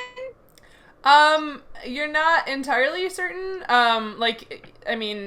Gary showed you a picture of what looks kind of like a tended farm, so you're assuming that the fungus is what they eat, but you haven't necessarily met or spent a lot of time with myconids to know a lot of their culture or anything. Yeah. Fletcher, you have that field book, don't you? What was that? What did Kay say? Fletcher, you have that field guide, don't you? Are there mushrooms in it? It was about the forest, and not really about anything from out here. It was trees and plants of the forest. I would recall if there was anything relevant in there. Well, but does anything in that book eat fungus? We might be able to use that. We might be able to use the natural history of whatever's in there to narrow down our choices, and I don't know, figure it out. While they're talking about the book, can I walk around and see if there are any tracks? You can. Cindy, I think, were you going to ask a question? Oh, sorry. Yeah, follow-up question. The myconids that I had learned before, would they have been some that lived in the jungle, or would it maybe have been some from out here? Basically, you knew of the ones that lived out here in the grasslands, yeah. Okay. Yeah. And Cedric, you're checking for not for traps, for tracks. Yes. Yes. Give me a survival check.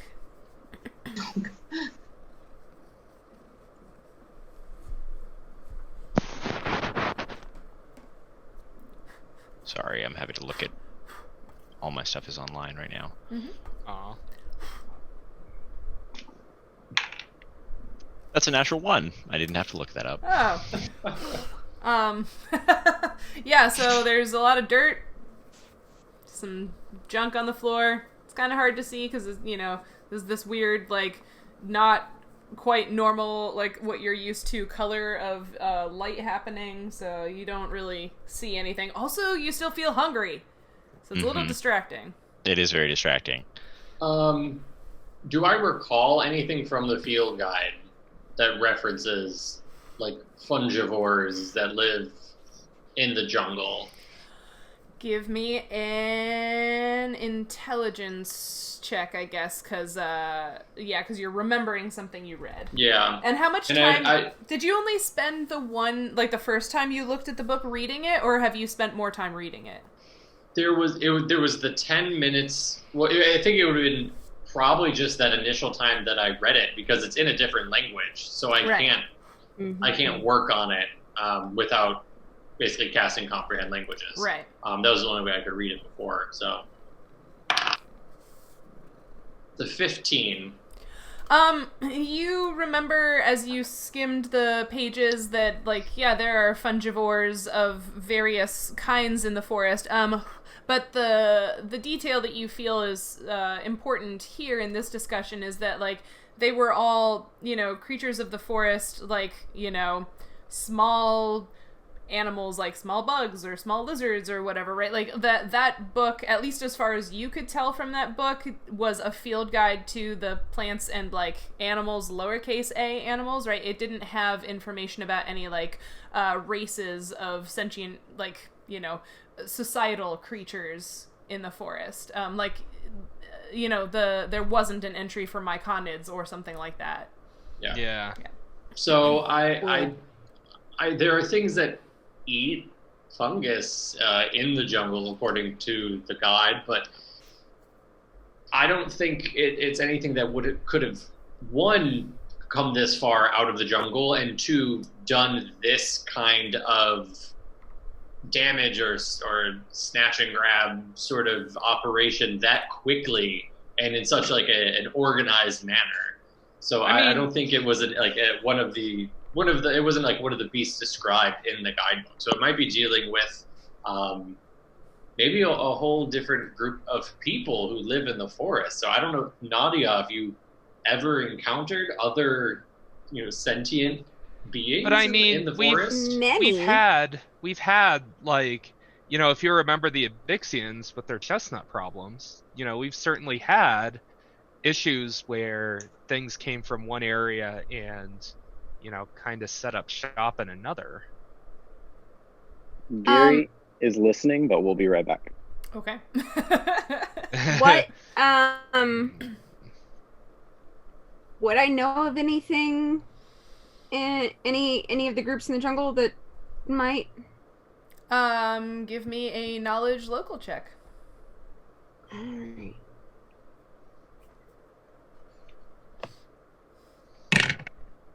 Hey.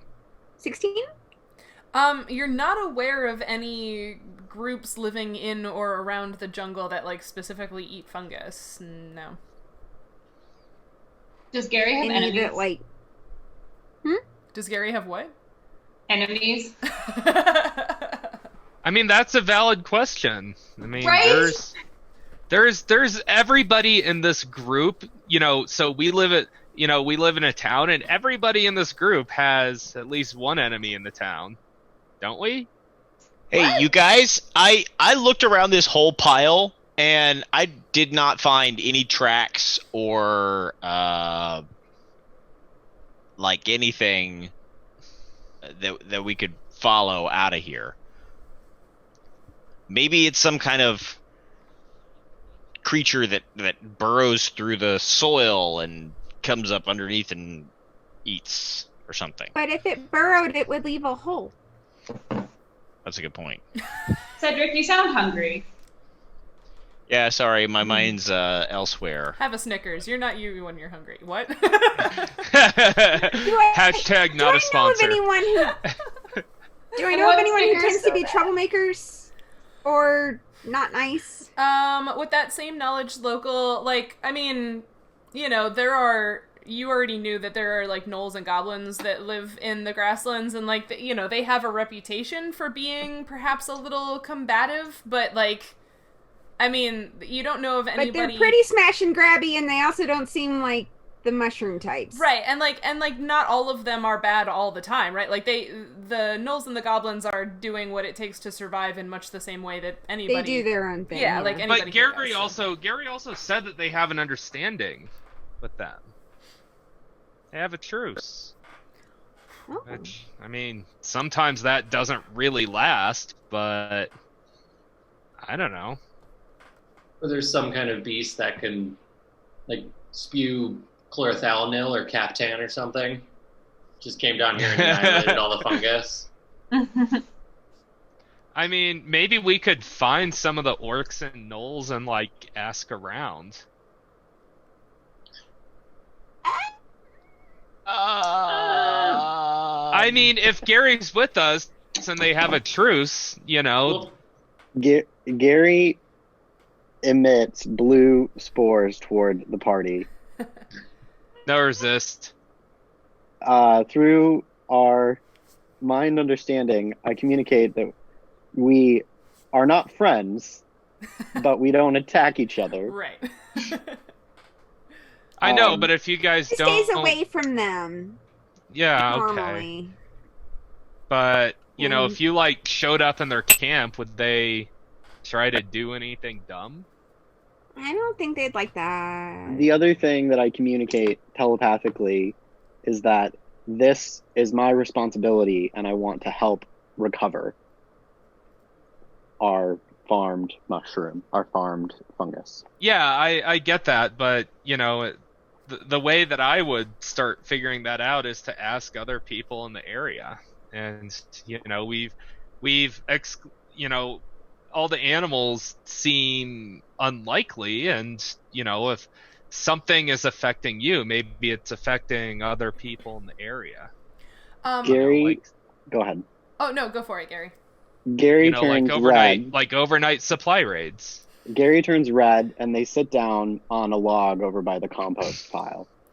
I do want to remind the party that Lucanus did a perception check and Cedric did a survival check looking for traps, but the other 4 of you, because this is including Gary, you all have the option to, do things in this room to get more information as well, if you'd like.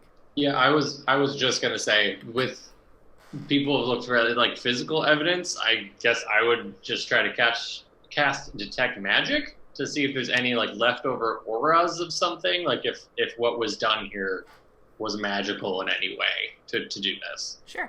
Yeah, you cast detect magic. You don't sense anything magical in the room. Is Lucanus like in the beam of this? Oh, you still want to know about your magic items? Well, but it if he gets caught in the beam accidentally, you know what I mean? Yeah, I mean, Fletcher, are you like any time that spell is cast, I need to know if it like is close enough to me to, you know what I mean? Mm. I mean, we're all in the room, and I probably scanned the entire room, and it is a 60-foot cone, so yeah, I guess it would probably pass over everybody in the room. Okay. So then, in that case, we know that I have a magic item that we don't know is a magic item. Right. So yeah, so Fletcher, you do see 1 or 2 things on your friends light up as you are scanning the room. Are you interested in the things on your friends that are lighting up, or just on the room itself?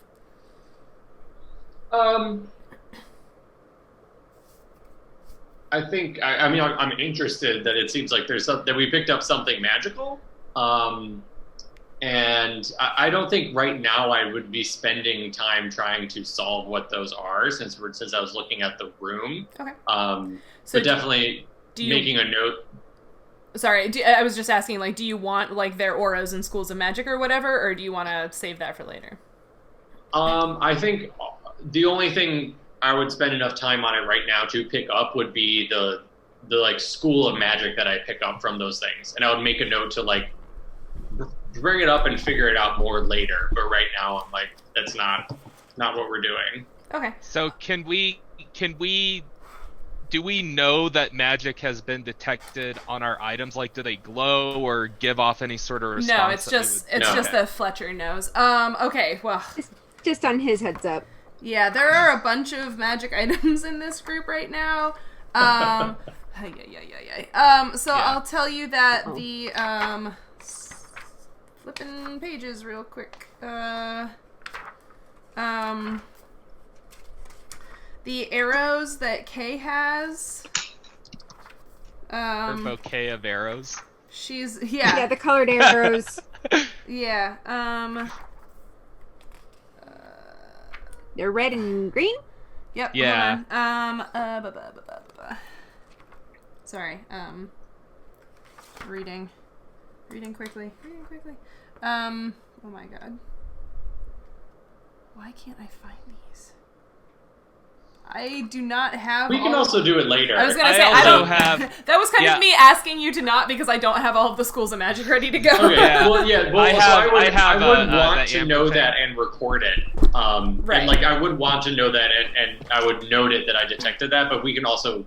You can send me an email or something. Okay, yeah. I will do I that. don't need to write Which it right makes now. sense because we wouldn't know. Right. Yeah. Okay. Cool. So did you see anything, Fletcher? Anything that could be helpful or informative?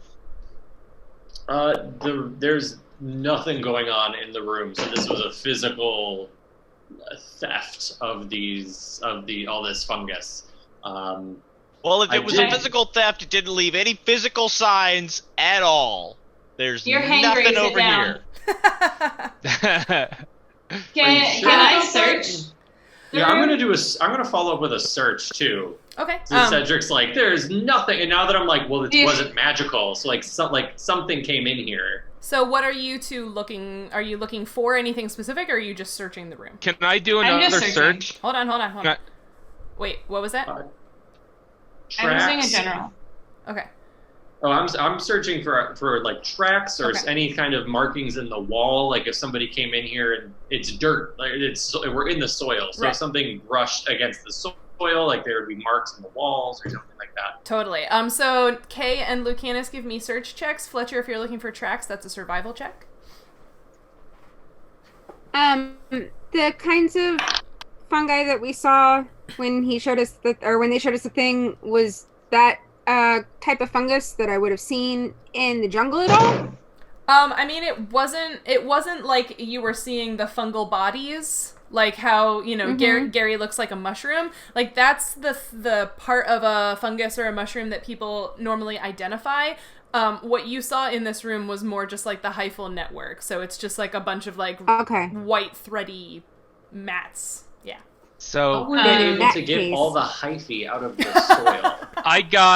I got an 8 on the search, and I guess I'm also good at finding secret doors. Yep. As an elf, so I do keep that in mind. Yep. I am going to search with my 8. With your 8. Okay, Kay. I got a 14. 14. Fletcher. 14. Also. 14. Okay, so between Kay and Fletcher, you find sort of an indentation in some of the softer soil that looks like it could be a track of some kind. I don't know, Cedric. Looks like you were too hungry to know anything, because I don't know what this is, but this looks like a thing that was not made by us. I mean, I guess it kind of looks like a track. I don't know. It could just be an indentation in the soil. Can I investigate the track and see if it looks familiar? Yeah, you can do a knowledge nature check on the track. Cool.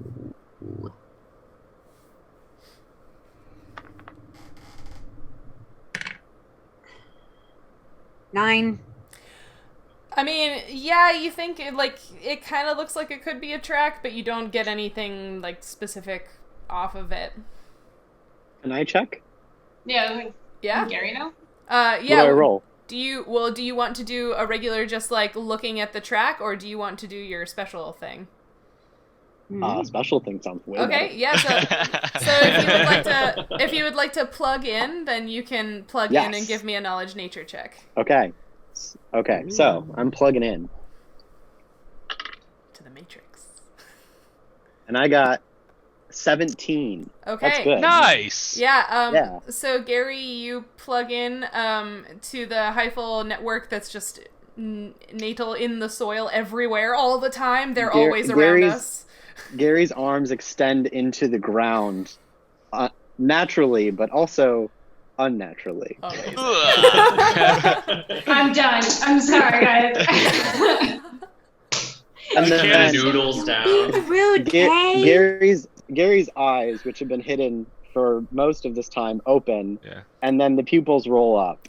Okay. Lucanus just sort of sits there like... I don't mean to be rude. I'm just in shock, literally. He's just amazed, but he's starting to be like, okay, this is probably not the weirdest thing that we've seen today from this guy. So Gary, the feeling or the information that you get from the hyphal network in the soil all around you is that there were 4 hard creatures that were strangers that came into the room and then left. So I'm going to release blue spores and let you all know this information, which is 4 of them hard and go ahead. Yeah, you get like hard, like hard bodied. Are we hard? Are they like crunchy hard, or like likes to work out a lot hard? It's hard in the same way that a person who lives in Arda might describe Cedric, because he's covered in armor. So like someone whose exterior is hard in some way, but you don't armored but not muscular. Yeah, basically you just get this impression that they had hard outsides. I don't know why I was thinking hard, muscular. There are 4. Yeah. They're creatures. Yeah. And I they don't were pick strangers. what I get from the network. Yeah. Okay. So Good thing Cedric didn't notice any tracks. Well, the ground in here is just really bad for holding tracks, I think. Maybe if... Hey, Gary, is there more than one entrance to this room? Or is it just the one we came through? I would have... I There's would have literally found it. just an opening and then nothing else. Okay. All right. In that case, I'm gonna like start walking out, like looking for tracks along the exit. Just trying to redeem myself a little bit. Give me a survival check. We'll use one of your with advantages. Oh, thank you. Thank you, donors. Thank you, donors. Oh, that's a nat 20 Woohoo! plus Nice. 4. Oh, now that you know what you're looking for, you are able to follow the faint impressions of these, like, they're very thin, kind of odd footsteps, you guess, but you're able to follow. You see one every once in a while in the soil. Yeah. Hey, y'all! There are more tracks out here. These are definitely tracks. I don't know about that one in there, but these definitely are. All right. Are we just gonna follow them? Yeah, if they're heading out of the tunnel, we should see if we can pick them up at the end of the tunnel. We can see if they turn in any given direction. That's probably the best lead we're gonna have. Yep, I agree. Okay, yeah, so you follow them back out of the tunnel, Cedric, and we'll keep using that roll as your tracking roll. It gets a little harder in the grassland because, like, now it's not just raw dirt. Now there's quite a bit of thatch and vegetation covering the ground. But with that nat 20, yeah, you're able to still sort of pick out both footsteps every once in a while where there is bare soil, and also just like I don't know if y'all have spent a lot of time in grasslands, but like the passage of creatures does leave a little bit of a trail through the vegetation because things get crushed. So you are able very expertly and very carefully to pick up this faint trail through the grassland, and it looks like it's heading back in the direction of the Nubpoobzuv, the rainforest. More or less than we came? Huh? Yeah. Like, back towards where we came from, or? Mm-hmm. Okay. Back towards where you came from. Now, is Gary following us? Yes. Gary is right behind Cedric, and his cap is quite green. So, like, do you want us to like carry you, Gary? Like, you can sort of ride on top of my pack if you're getting Gary wafts white spores from Lucanus. tired. Are you going to try to resist them? No. No? Okay, then you become pacified for 1 minute, so you can you can walk, but you can't really do much else. Okay. Gary, what kind of fungus do you eat? Can you show me at all, or describe? I don't really think that I can describe it more than you already know. Yeah. Like you Yeah. saw an image of it, but yeah. Yeah, it's not. It's. But did it's I actually see nondescript. what it looks like, or was it just sort of out and it wasn't anything that?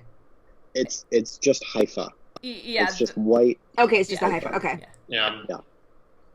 Since you said you're right behind me, Cedric is gonna kind of while we're walking together, he's gonna say, "Hey, Gary, just wanted to say I realize now that earlier when I got real testy with you, that was maybe me feeling your annoyance, and well, I mean that's not an excuse or anything like that, but then I was kind of rude to you afterwards, and I just wanted to apologize for that.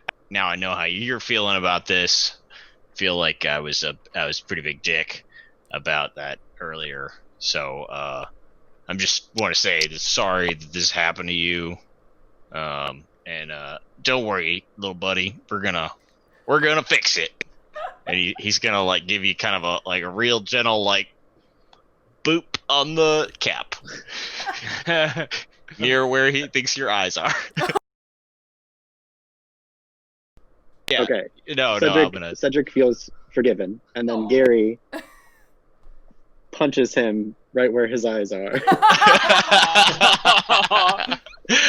Yeah, Cedric feels way better. All right, and then it's just gonna kind of blush a little bit, and then go back to tracking. Amazing. I think we found Cedric's type. So you follow this track, Cedric, through the grassland and back in the direction you came. So you sort of pass, a ways away from the hillside where you found the cool rocks and stuff. And yeah, you head back into the rainforest. And this feels like a great place for us. We're going to take a really, really quick bio break. And we will be back in a very few minutes. Let's do hopefully like less than 10 minutes. We will be back and we will continue the story now that we're back in the rainforest. So go get yourself a beverage or take a restroom break and meet us back here soon. Bye. Okay, we're back. All of the name things changed, so I will quickly swap them around. But while I'm swapping the nameplates around, hey, did you know that Black Lives still matter? It doesn't matter that we went on break. Black Lives still matter, and we are still supporting the movement and all of the people out there protesting unfair and unkind treatment of people with a skin that is not white. So please remember that we are using these streams for the entire month of June to support the Bail Project. You can donate to the Bail Project on Tiltify through Nature Check. You can find that link in all of our social medias and also on Nancy's social media and all that good stuff. So please donate to the Bail Project or to any of the other great charities that are doing good things for people who need them. Hey, I swapped all the nameplates and we're back. So you all followed with Cedric's really lucky and expert tracking. Followed this faint trail back through the grassland. He has his on days and his off days. I had a lot to make up for after that first Nat 1. Yeah. That yellow light is really doing something for you, by the way. Cedric just gets more and more demonic. So you follow this my red light trail kind of back through the grassland and into the rainforest, and you can see not too far away from where you are as you enter the rainforest and go back through that ecotone that we talked about last time. That's frightening. You can see that big kapok tree that you spent so much time on last session. Not that far away from you. Hey, Gary, I don't know if maybe this is, I don't know if maybe this is offensive, but or anything, but like, do you know anything about plant diseases? Do you know anything about that tree? We were walking by here yesterday, and we just noticed that tree just looked really sick. Red. Not all fungi know each other, Cedric. Oh, wow. All right. Ooh, well, boy. I just thought I'd ask. So, you from around here? Is he Red. flirting with the mushroom?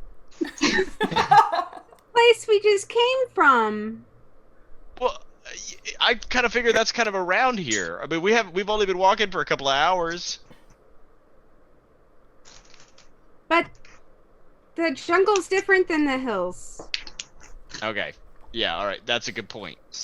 And they live underground. Which is even more different than where the tree is.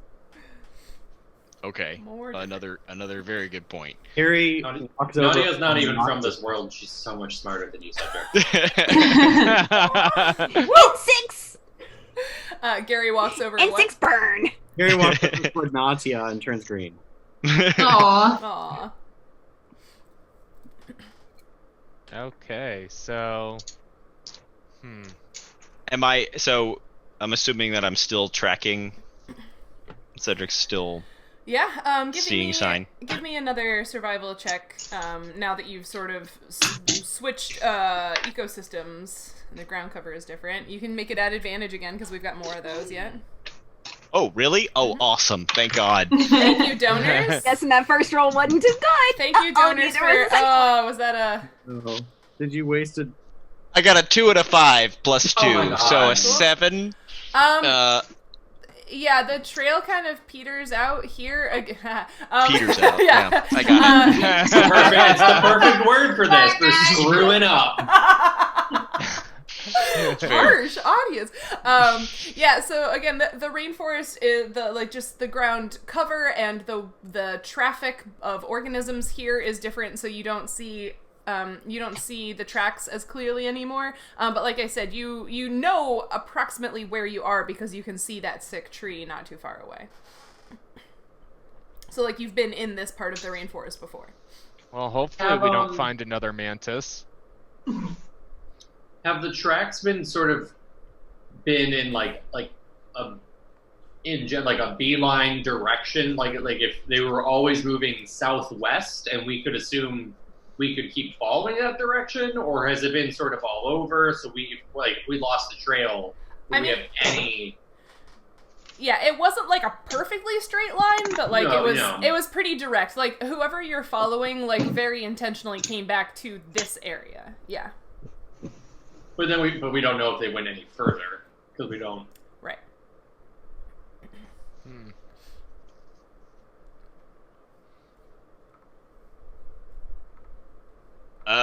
Yeah, I can't find any more tracks around here, you guys. Can I look for some tracks? Yeah, give me a survival check. Can I look for tracks too? Survival check. You can each do it at advantage.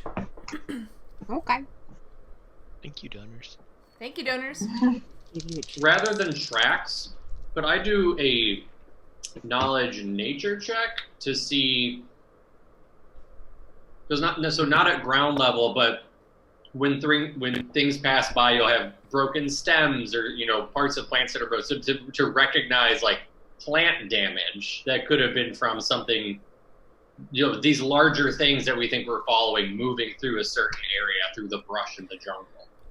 That would be like a search or a survival check. Nature check is more for like communing knowledge with nature about it. or like identifying things or like the plant disease and stuff.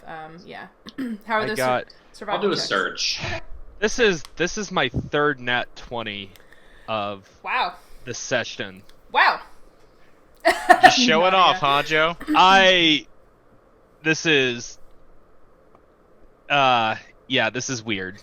So, I got a 23 on my search. Okay, yeah. So Lucanus, nose to the ground, kind of pushes Cedric out of the way, and Fletcher is looking up at the plants, and between the two of them, they pick up the trail again.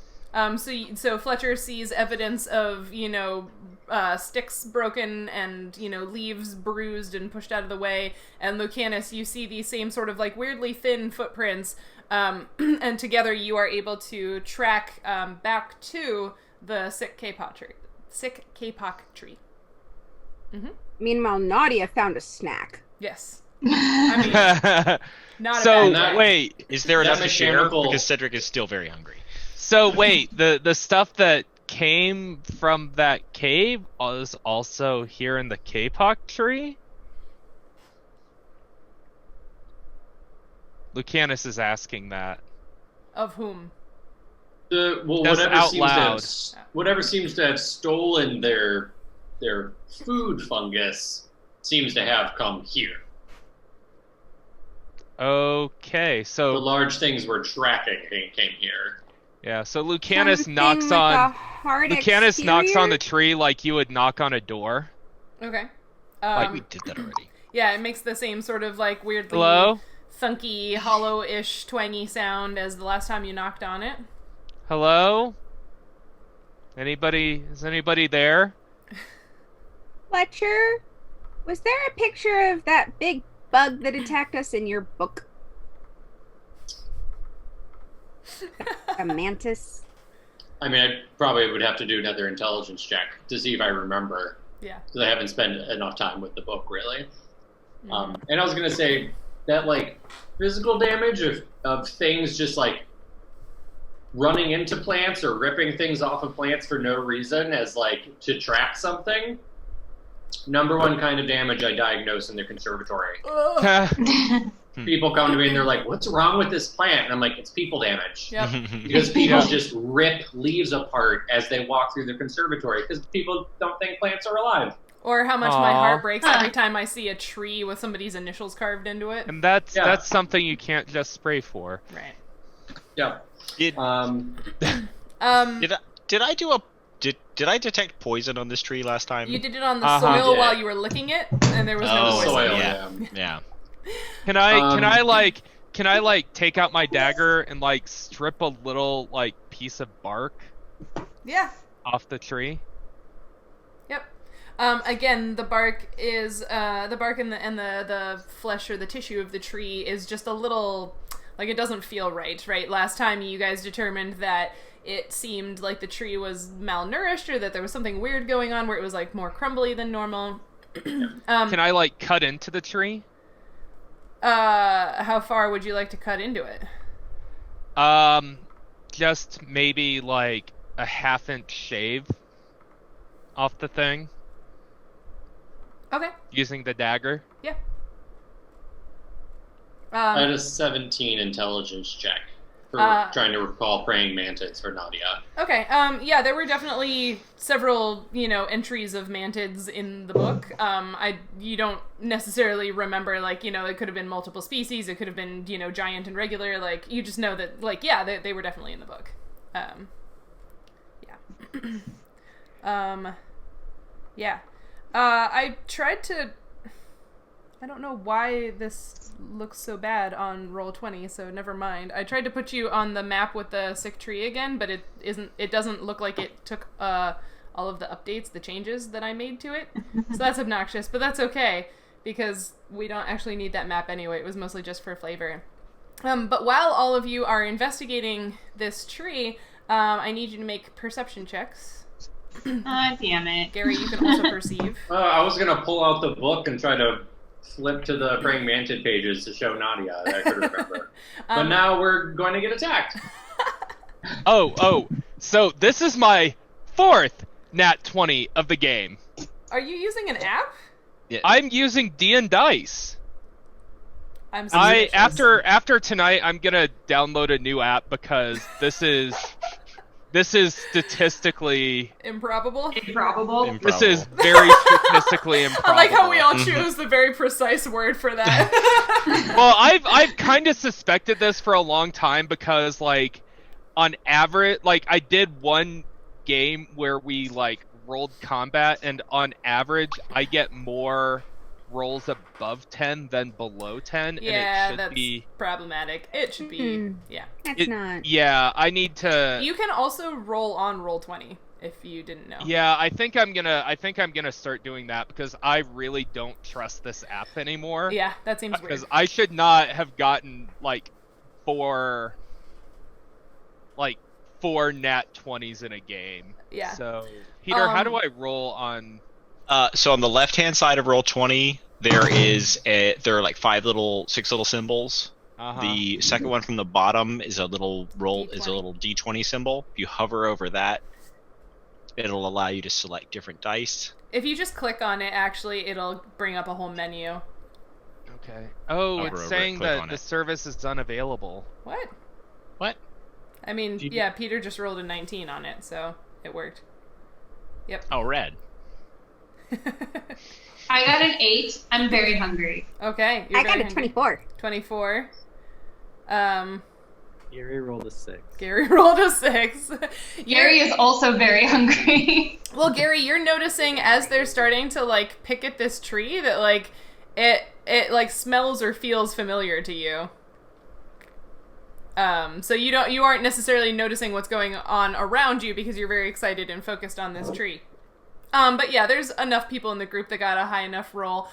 So you hear some rustling in the underbrush, and you look up in time to see a creature kind of like freeze and look at you, and then turn around and duck down into what you realize is this sort of like, it looks like not a dirt mound, but like, I don't know if you've ever seen like a crayfish, a hole, like how the dirt is like mounded up around it, but then there's a hole. That was a super Yeah, one of the rustic stacked ones or reference. just one of the low ones? It's a low one, so it's not like an anthill where it's like a big thing. It's just like obviously excavated in hole in the ground with some dirt around it. So this creature, Not a chimney.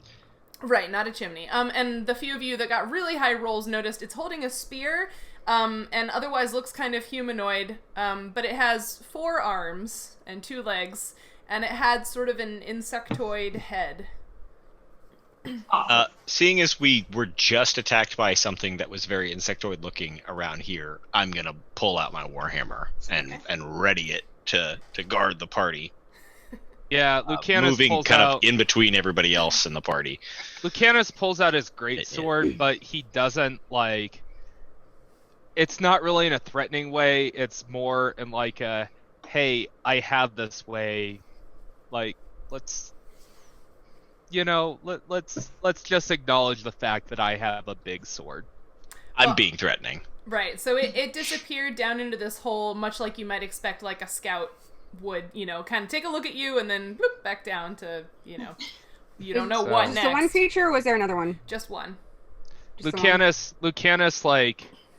Lucanus walks over to the thing and like knocks on the ground, like knock knock. You can definitely hear rustling down in this hole. Like, and the hole is I'm big gonna- enough that you could get into it. Hey, those guys, they looked hard on the outside to you guys, right? Yeah. Yeah. Yeah. Oh, I rolled. I don't think I I'm saw gonna that. fly up and Yeah, I don't think I saw hover- anything. I'm just gonna fly and kind of hover kind of behind Lucanus a little, like sort of up and behind to sort of keep an eye on him. Gary was excitedly looking for the familiar plant, but upon spotting the creature, they move as far behind everyone as possible. All right. So, Lucanus reaches into his pack and like, he takes out one of the morning stars that we got from the gnolls earlier, like way back when.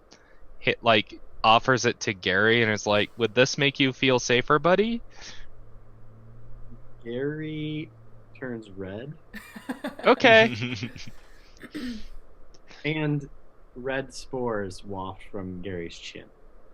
Oh. Gary doesn't like weapons. I'll take it. Are they wafting Just towards They're not us? aimed. Yeah, this Oh, is just okay. like a cloud. That goes out. Like an involuntary, like angry reaction. Like the Gary? poof of red spores that went out after Cedric poked the first one. Gary Yeah. may not need weapons. I just thought that he might. Yeah, I don't know. I'm sorry. Cedric is gonna make his way closer to the hole and yell into the hole. Hey, you big bugs! Did you steal our friend's mushrooms? fungi. You hear more. You hear more rustling down in the hole. Cedric, So, can you like- fit down there? You're small enough. All of you. This hole is like I said. The creature you saw seemed to be like you all sized. So this hole is definitely big enough for all of you to get down. Even I know we said for flavor Gary was 2 feet tall, but in fact the kind of myconid you are is considered a large creature. So you take up 10-foot space. So you're actually Even like 10-foot Gary. yeah. So He's just very 10 wide. foot. not Gary. not necessarily 10 feet tall, but like you are a large creature. So you're like a bit bigger than the humans Yeah. and the elf and whatever. Yeah. He's small, but like he takes up. He's like short, but Right. very, very, very stout. He's But got yeah. a presence. But the hole is big enough Yeah. that all of you, even Gary being a large creature, you could all fit down.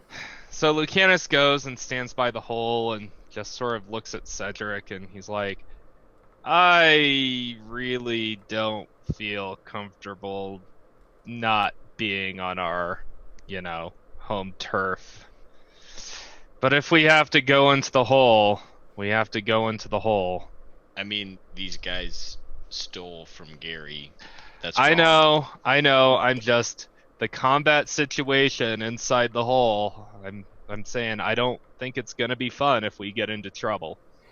Gary wafts blue spores toward the group. What's up? What's up? I don't know what else to say. I'm sorry. The group- No resist. The group feels hungry and unstoppable. Ooh. You know what? Gary is such a good cheerleader. Yeah. Lucanus, I think we got this. Is Gary a bard? Well, No, Gary's a Gary. leader. Gary, is there?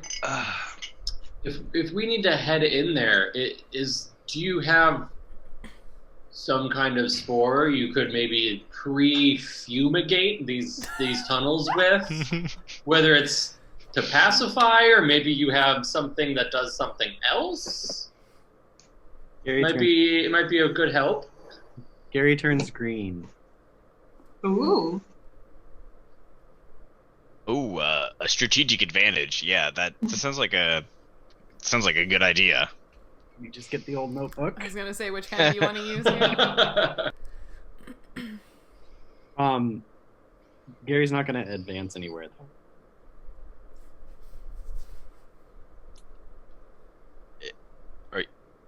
Are you gonna do anything? No, Gary's standing as far away from the hole as possible. Okay. But told you all you were unstoppable. But you can Alright. waft spores. All right. Cedric's gonna kind of jostle Lucanus and be like, "All right, come on, we got this. Come on, All right, let's go. Let's go. Yeah." All right. So now you can head on to Roll20, because the map that we're on now is working correctly, and it is also the map you need. And I need everybody to roll initiative. Where's my pencil? All right. You sound so not excited.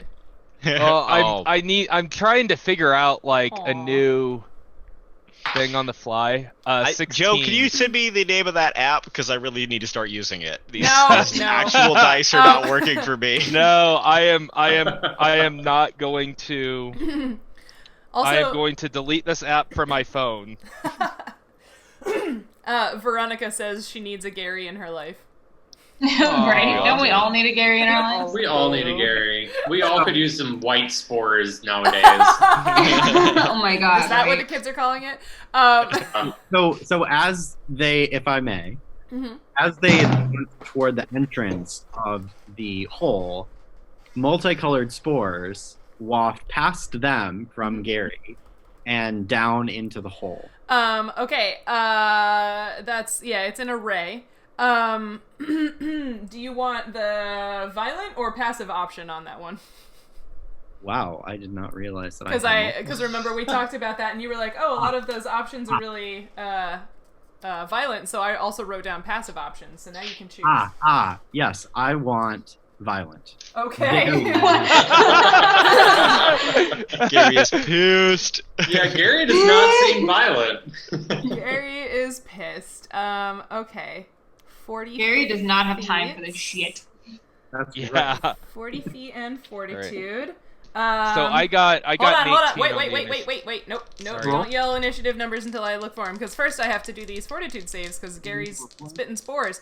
Alright, I'm going to use the last two GM advantages. Thanks, donors. Don't forget, please donate to the Bail Project, so that I can have No, advantage. we hate you. And advantages. Woo! Advantage saved me from a natural 1, and roll an advantage for the Veronica, other why? creature. Thanks, Veronica. You're so fun. Gary- you were Two friends. twos. Two Choose. twos. Should Gary Fuck roll? that. No, you don't have to roll anything. So one of the two that's within range saves, and the other one fails. So the fail one, I now have to roll percentile dice for. This is gonna be fun. And you chose the violent option. Yes, I did. And yes, you did. All right, percentile dice. Not a hint of remorse. Here we go. That is a 6. On a 1 to 10, they attack the caster, or that would be you, with melee or ranged weapons, or close with the caster if attack is not possible. Okay, so one of them gets all up in your guys' business as you're coming down into the hole, and now we can do initiative. So did anybody get an initiative higher than 20? Does Gary have initiative? Yeah, you will need to roll initiative. So that's a d20, and then you should have... Let me see what your initiative is here. A +1. Okay, so I got an 11 total. Okay. So nobody got higher than 20? Okay, so who got 15 to 20? I got Yeah, 19. 15. Wait, did both of you get 15? No, Joe got 18. 18. Okay, thank you. I guess I should roll for the monsters too, shouldn't I? No, No, definitely you need not. to. Just let them go after me. Okay. So that is... Oh, man. I have many things to keep track of. Okay. So that's... But the question is, did Peter roll lower than I did? Mm-hmm. I guarantee it. Okay. Oh, boy. There's only one way that's possible. It landed on an edge. Oh, no. Okay, so that was... so Fletcher had a 15, so then anybody 10 to 15? And a 14. 11. Gary has 11. 14 for Kay. Gary has 11. Woo! Gary. 5 to 10? 6. 6. What's your dexterity modifier? Uh-oh. Nada. Roll again. Because you tied with the monsters. Oh. 16 that time. Okay, so... There we go. I outpaced him by that much. Alright, so Or then... nat 20. Cedric? I'm sorry. I got a nat 1 Oh, plus 1, so a one. 2. So a 2. Okay, so we've got... Lucanus, Fletcher, Yep, okay. Good for Cedric. 2, Cedric. Alright, so that should be everybody in order. Awesome. Let me write down all of the monsters. Because there are... The way that you used all there was concerning. Yeah, I was like, I mean, see this two. this is more or less an ant colony, guys. We're gonna be hurt. We know there are at It's least like- 4. So angry at me. At least 4. So this tunnel turns immediately. We can't see any further down the tunnel right now. Let's see. With... And is Gary starting to glow? Yeah, so with the low light, you can Okay. probably... Oh, wait, and Cedric, you have dark vision, right? I'm a dwarf. Yeah. As do I. Yeah. You have low light vision. 5, 6... Nancy, Also you have still dark can't see vision roll and a 20, higher right? angle. Right? What do you say? You still can't see roll 20, right? Right. I'll just take you a It is picture of the map. loading there. Oh, thank you. That's so kind. The login just loaded, Oh, and that's I Yeah. Well, we Roll can- 20's been really slow. In fact, when I first tried to log in, it said the service was unavailable. Yeah. Yes, Veronica, Yeah. all the monsters. Okay, so, and I will also describe it for the audience who can't see it, either because they're listening to our podcast or because I don't bother sharing our Roll20 screen. It is like you can see walls, dirt walls on either side, and there is about a 10, 12 foot wide tunnel that they are coming down into. And they are currently... engaged with one of these creatures, and there's another one moving up fast. Again, it's about the same size as like Kay and Lucanus and Fletcher in terms of its height, and mostly humanoid body type, so it's bipedal, but instead of 2 arms, it has 4, and they are clutching a spear, and it has this sort of insectoid head with large mandible pincers on the front. All right. So we've got some bug people. And the bug people go first. So this red seems one, unfortunate. the red one is the one that failed the save on your hallucination spores and came up to attack you. So it is going to... Homebrewed monster. It is going to try to spear you because you're in this big group of people. You, Gary, but that's only a 9, so it does not hit. The other one, the blue one here, is going to rush up on Cedric, because you're easy to get to, and it will also attack you with a spear. Oh my god. Wow. Which is an 8, which also misses. So that was them, and they sucked really badly. Wow, could have meant 2 things. I'm super glad that it been an 8. Yeah. All right. And now it is Lucanus' turn. So Lucanus is gonna go into rage mode. Raging. And yep. So he's gonna flank the one that attacked Gary. Okay. And he is going to. This is like a wide enough environment to use the greatsword, right? Yeah. Again, your greatsword works in your 5-foot square. It is not it's not a reach weapon, so you don't really ever have to, yeah. I would tell you if the quarters were too close for a sword. Yeah, it's a two-handed weapon, so I'm never sure. Yeah.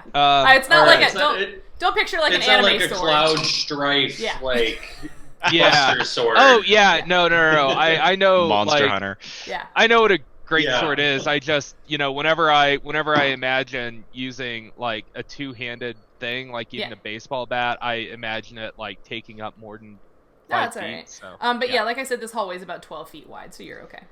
Okay, so I am going to roll. I got a 15 rage, strength +4, base attack bonus +2, greatsword attack bonus +4.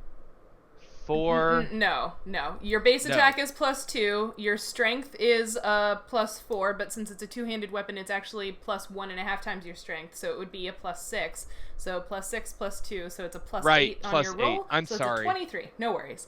That does in fact do damage, and you get a +2 for flanking. So yeah, you really, really hit the red one, like a lot. Roll some damage. All right, 2d6. I got an 8. Yeah, you just eviscerate it. Hey, and then for my free action, I'm like, hey guys, can we talk about this? Because we want to come in peace, and we're pretty good at fighting, so. Screw that! It tried to kill Gary. I mean, I already avenged the one that tried to hurt Gary, or I already avenged Gary, so. Okay. Yeah. So that was Lucanus. Now it is Fletcher's turn.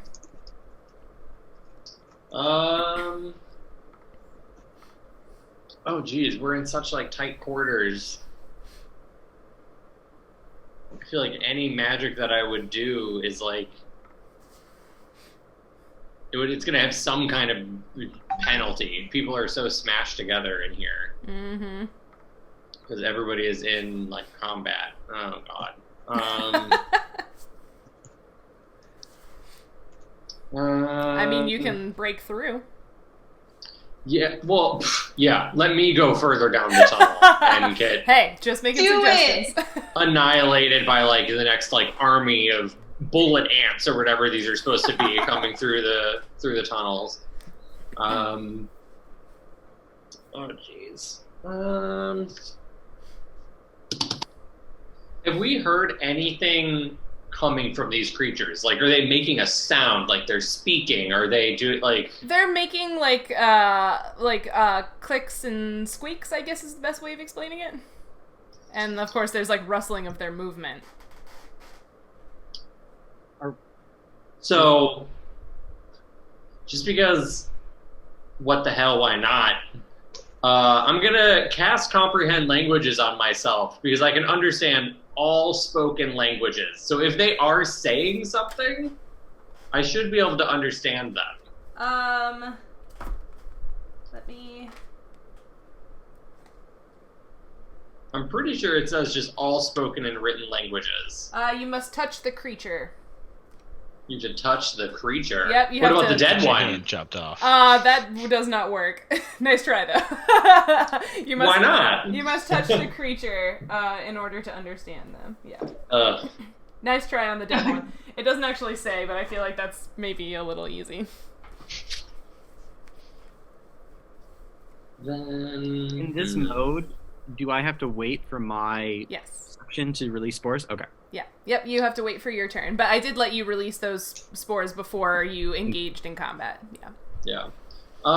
In 3.5, or is there a?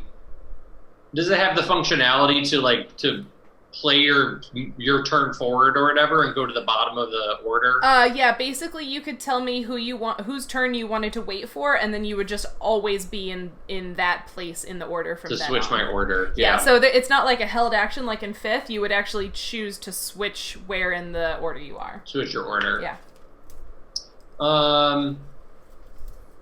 Would it count in this round? Like if I put myself after like Cedric? Yeah, Then you wouldn't go right now, but you would go after Cedric. Yeah. Yeah, then I'm gonna do that because I don't in these quarters, and especially with, I'm assuming the only light by which I can see right now is Gary. So yeah. I think I'm gonna take out my lantern and light that so I can have a little bit better vision, and then I'm going to switch my place in the order to after Cedric. Okay, so your action for this round is taking out and lighting your lantern. Yeah. And then next turn, you will be after Cedric. Okay, cool. Yes. Next is Kay. Awesome. There's just there's a one right in front of me. Awesome. I guess I will pull out that sickle that I'm so good at using. And try and hit the thing, the blue one, the not dead one. The not dead one. With the sickle. Okay. Kay just starts wailing on the dead one. We're all like horrified. We're like, oh my god! She's finally broken! Yeah, basically. Finally. She's always on the brink.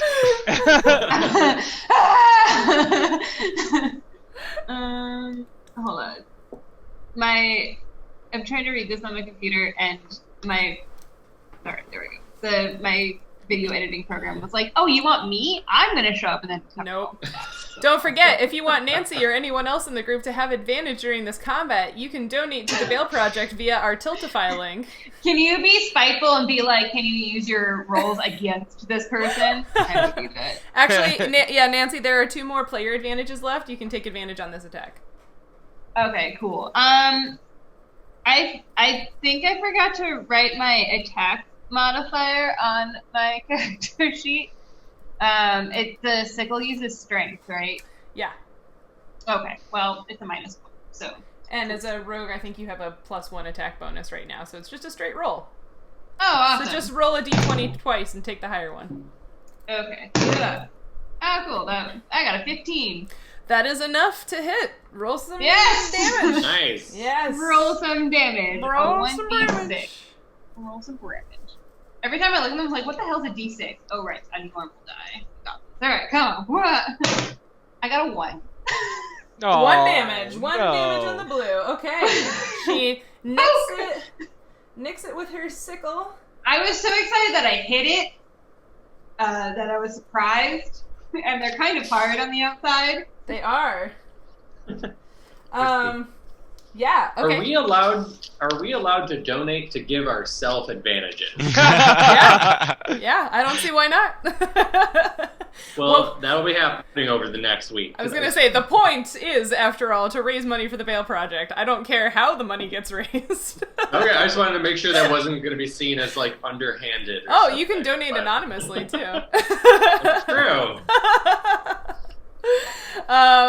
Okay, so Kay smacked it with her sickle a little bit. Gary, it's your turn now. Gary, who is producing most of the light from the entrance because he's so wide,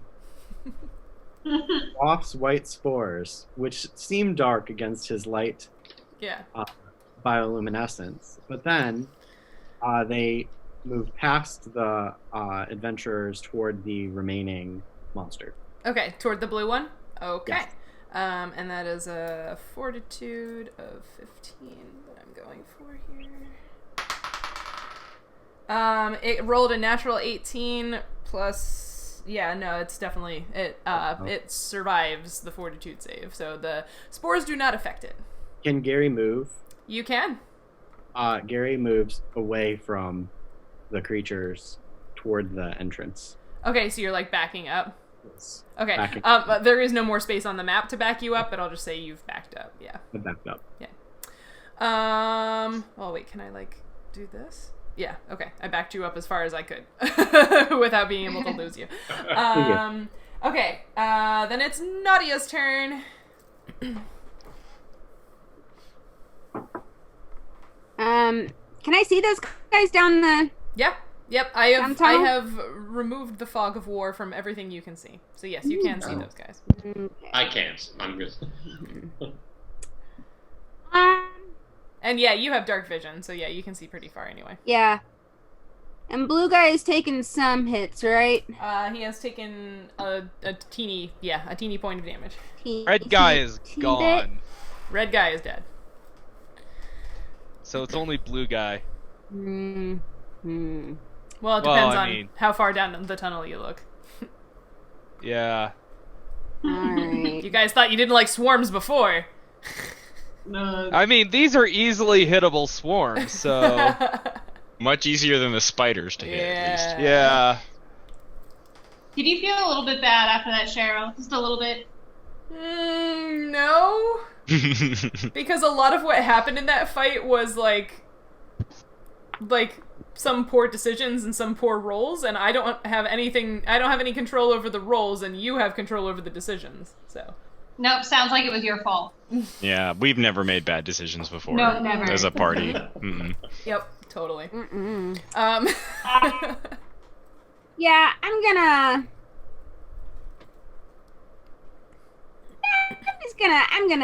gonna throw an acid blob at the guy that's right there.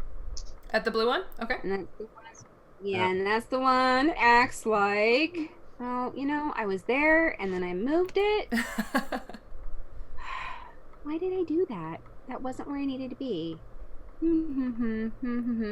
Melv's acid arrow. There it is. So, and it is actually a once per day. Or no, the duration is 1 round plus. Okay, so it's 1 round. Yeah. What am I throwing? So I believe succeed on a ranged touch attack. Right. And don't forget you are shooting in between Cedric and Kay to try to hit the blue creature. So you do. So it'll be your base attack bonus plus your dexterity modifier, and then and plus the d20, and then -2 for shooting into combat.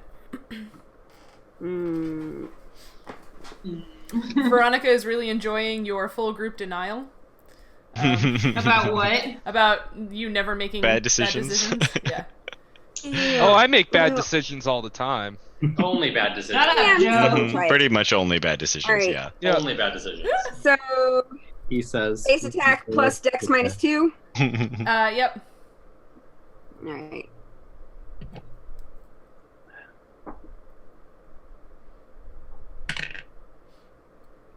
(16) Hits. Roll some right. Melf's acid arrow damage. All right, and where's that damage? 2d4 points of acid with no splash damage. Pick these up. Oh dang! 4 plus 2, so 6. Yeah, so the acid arrow hits it and just sort of like covers it in acid, and it just sort of starts to like sizzle a little bit, and the creature crumples to the ground. Ooh. Dead. Nice. Did. Why can't I? All right. Dead. Nope. Why won't it let me do the thing? It's not like letting me scroll over far enough to put the dead symbol on it. I don't know why. Anyway. There we go. Now it's dead. Now it's dead. That was Nadia's turn. Did you want to move, or are you good there? I'm gonna move just a little bit, so I've got more of a view down the tunnel. Mm-hmm. And I'm still hovering sort of above and behind most of the party. Okay. Now it's Cedric's turn. So, can that you all describe? just happened in front of you. Yeah. So I'm like splattered with ichor from both sides. And I've just been standing there holding my hammer. Can you describe these creatures a little bit more? Yeah, so again, they're bipedal, maybe about like the size of K, and they have 4 arms, so they look very insectoidy and their arms are holding spears, and their heads are very insectoid as well, with these very large pincery mandibles in the front. And the backs of them, if you cared to look, they have elytra, so they look like beetles. Oh. Okay. Oh. Oh, okay. Skeletons. So, I am going to leap over the fallen body of this one right here and run down the hallway towards the next group of them. Are you leaping like you want it to look cool, like you want to roll a check, or are you just saying that for flavor? I'm just saying that for flavor. Okay. Like, just kind of like, I'm assuming their dead body is still high enough that I just, like, with my little stubby limbs, I gotta kind of do a little bit. Is it a cool jump, or is it like the weird going on an adventure jump Frodo does in Lord of the Rings? It's a functional, I am a cleric warrior. Of a I'm a warrior. Badass god, kind of like, yeah. Like, yeah. I guarantee you they don't care about Moradin. Yeah, no, they don't. Probably not. I can guarantee you that no one cares about Moradin. That is true. Not yet. That is true. Not yet. Yeah, they're about to care about Moradin. Yeah. He didn't even proselytize to Gary at all. I know. That's true. Yet. That's crazy. Cedric, are you gonna move? Gary yourself even on the lives map? underground. So like, there's no way I can get to them. Well, you haven't. I think you can run. That's a thing, right? So Lucanus is gonna take out his crossbow. Wait, hold on a second. Sorry. Hold on. Cause I think there's a way to. Oh yeah, I can't do that until my turn. Sorry. It's okay. Getting overly excited. Spooky. I'm glad you're excited. Yeah. It's exciting. Woo! I've had, my rolls So, tonight I have guess- been 1 in 160,000. What I'm gonna do, Sheryl, is Yes. I'm gonna run, and as I run past Lucanus, I'm just gonna tap him and cast resistance on him. All right. And as I kind of bolt down the hallway. Sure. What does that's my turn. resistance do? Oh man. I have it, Peter, because somehow we share a spell. Really? Yeah. Oh, is it Subject your- gains +1 on saving throws. Is it your domain spell, maybe? Yeah. Yeah, that's why. Because some of the domain spells are technically arcane. Yeah. Cool. Yeah. +1 on saving throws. Okay. And Cedric, where are you winding up at the end of your movement? Oh, shoot.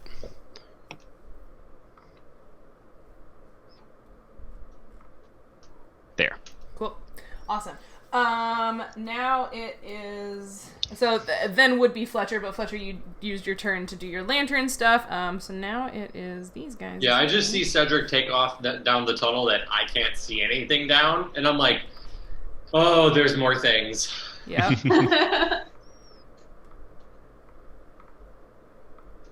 Oh wow, they're fast. I mean, they get the same movement as... Well, they have 10 less feet than you do, Lucanus, so... Oh, okay. That's useful to know. Like tiger beetles. It's like, zoom. Well, I mean, they have 30 feet, which is the same as everybody else, so, Yeah. Yeah. Yeah, I got 40 feet. Yeah, because you're a barbarian. They can move 40 feet, or they have 40 feet. They... They're millipedes. Oh, I wish it were millipedes. Do you? It'd be a lot slower. Do you wish it was millipedes? But at least if it were tiger beetles, we'd be dealing with adults and the super awesome larvae that build like burrows in the ground. We'd be getting like attacked from underneath. Yeah, we'll do that. If it were whack-a-mole millipedes, style they would have combat just, like, later. They would have just like showed up to the giant pile of fungi and leaves and just like slowly. They would have been so chill. Millipedes are so cute. Anyway, these things are not so cute, and they're about to attack you, Cedric. So they run up on you, and the green one is going to hit you with try to hit you with its spear. That is only a 10. That does not hit. That does not hit. And the orange one is going to try to bite you. With its crunchy mandibles, that's a 13. That does not hit. Does not hit. All right, but they are both engaged with you now. Rawr. All right, yeah. I like shake it off with my buckler. Yeah. Just kind of shove back against its mouth parts. No. Just bop it on the nose. Lucanus. Pop it. Twist I'm it. gonna Pull it. I am going to go for the guy in green. All right, so you're gonna move up on the guy in green. Uh-huh. Lady in red. So D20. 13 plus 8, that is a 21. Mm-hmm. Damage. Damn it. Roll some damage. Also 8. Wow. Yeah, again, you eviscerate the guy in green. Just slice him right in half. Uh-huh. I can't wait to be able to use real spells. I know, right? It's like you have such a lead-up time for magic users. Yeah, totally. But you'll be the most powerful at the end. When we make it all the way to level 20, where we're going. Because I'm a crazy person and wrote this campaign in 30 years. all the way up to level 20. Those sweet early glass cannon days. Yeah. Kay, it's your turn now. Okay. I am going to stay here, I believe, and measure to make sure I can actually stay there. Okay, guess I can. Can I like shoot over Cedric to the dude or not? With that -2, yeah. Right. Is Cedric is Cedric shorter or taller than Ant-Man? He's a little shorter than them. I will try and do it with the -2. Okay.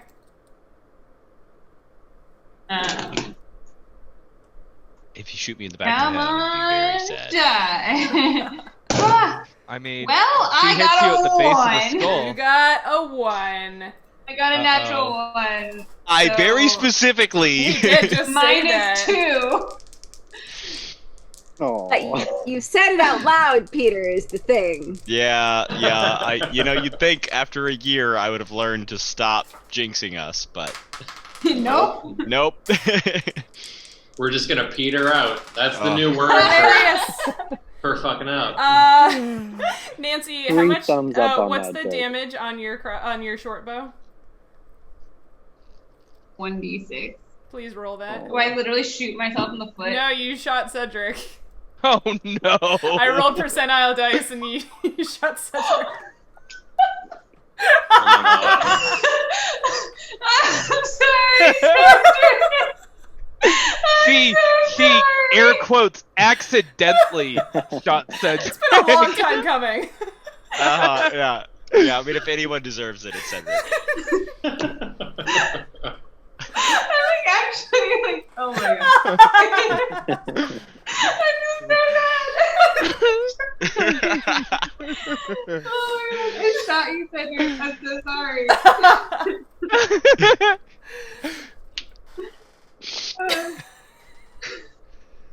Did you roll the damage? Oh no, I'm too busy crying. She's crying too hard. She seems remorseful. I got a 4. Yeah. 4 Nancy does. Damage, Got a Cedric. 4. Oh my God. You didn't have your buckler up in that direction. Yeah, I know. I was not anticipating being attacked from behind. She literally Wait, just doesn't- shot by your you in the back. teammate? Yeah. Son of a. Doesn't Cedric have a steel shield now? Yeah, he has a metal shield, but he's holding it up in front of him, and so her arrow Yeah. goes right through the chainmail on his back. Oh yeah, okay. I just wanted. Kay I just thought. sheepishly points at the dead guy in front of her for her turn.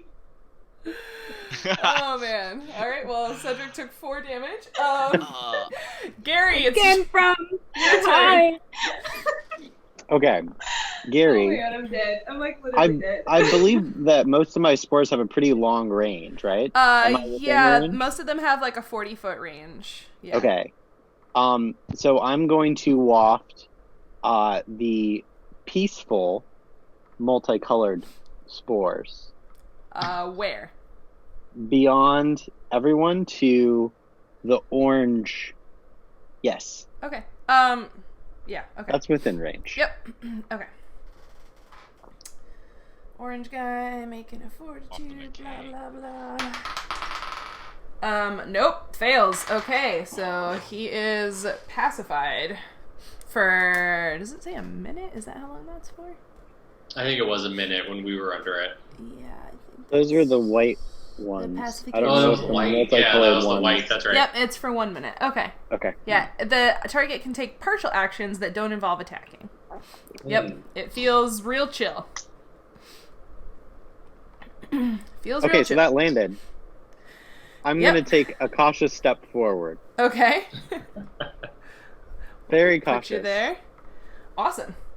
I like how Cedric and the insect person are now just looking at each other, just vibing. Yeah. They're both just like, It's a very awkward situation.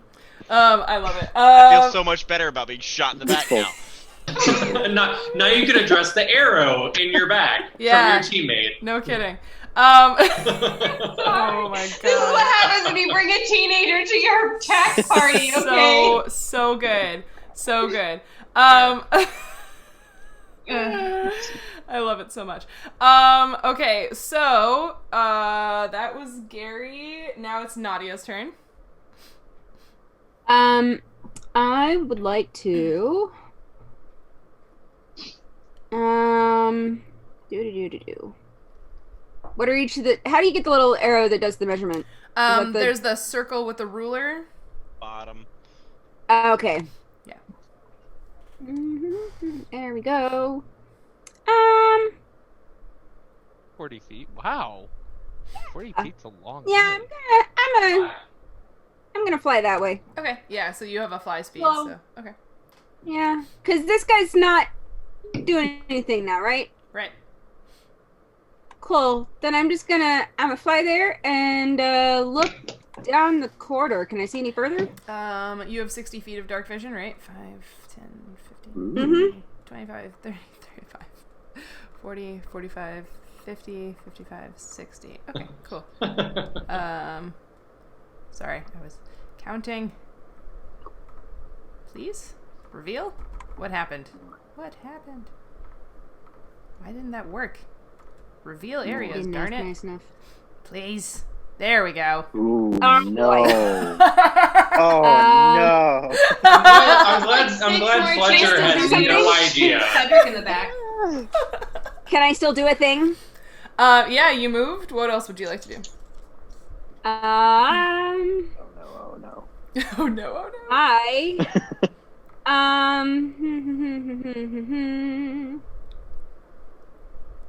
is that the one? Are multiple dots Why? significant? It's Or is just that because just a there are only unique so many identifier? colors to tell them apart, Okay. so I had to yeah. Let me check on what the frequency is on that guy. It's It's called like a bag labeling. You gave us so many Experimental enemies that we units. ran out of colors. Pretty Once much. per day. Yeah, I think this one's worth it. I'm gonna do my stinking cloud thing. Okay. Hold on a second. Oh, you've never done that before. Yeah, right? You're gonna Sounds have like to a good roll idea a lot, when we're I all think. in a Oh my tunnel. god, Cinderry. He's like a Barotha, just lethal fart. Is that an area of effect Um, spell? And am I in the area of effect? No, No, she's because doing it it's like down I can the. I can make a directional? bank out in front of Okay. me, Oh, okay. right?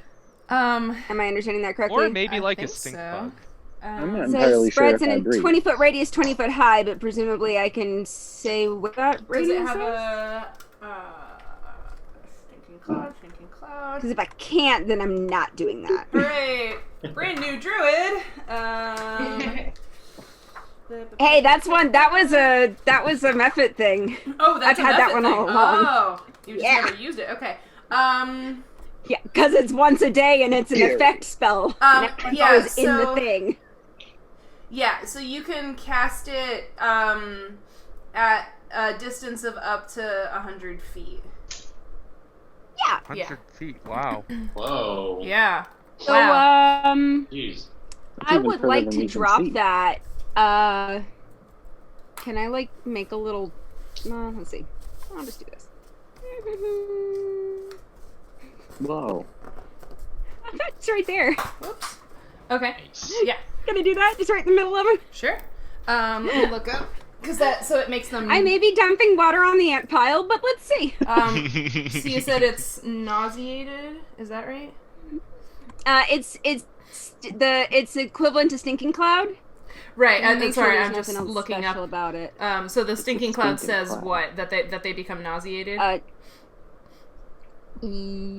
Yes. Okay. Stinking cloud creates a bank of fog.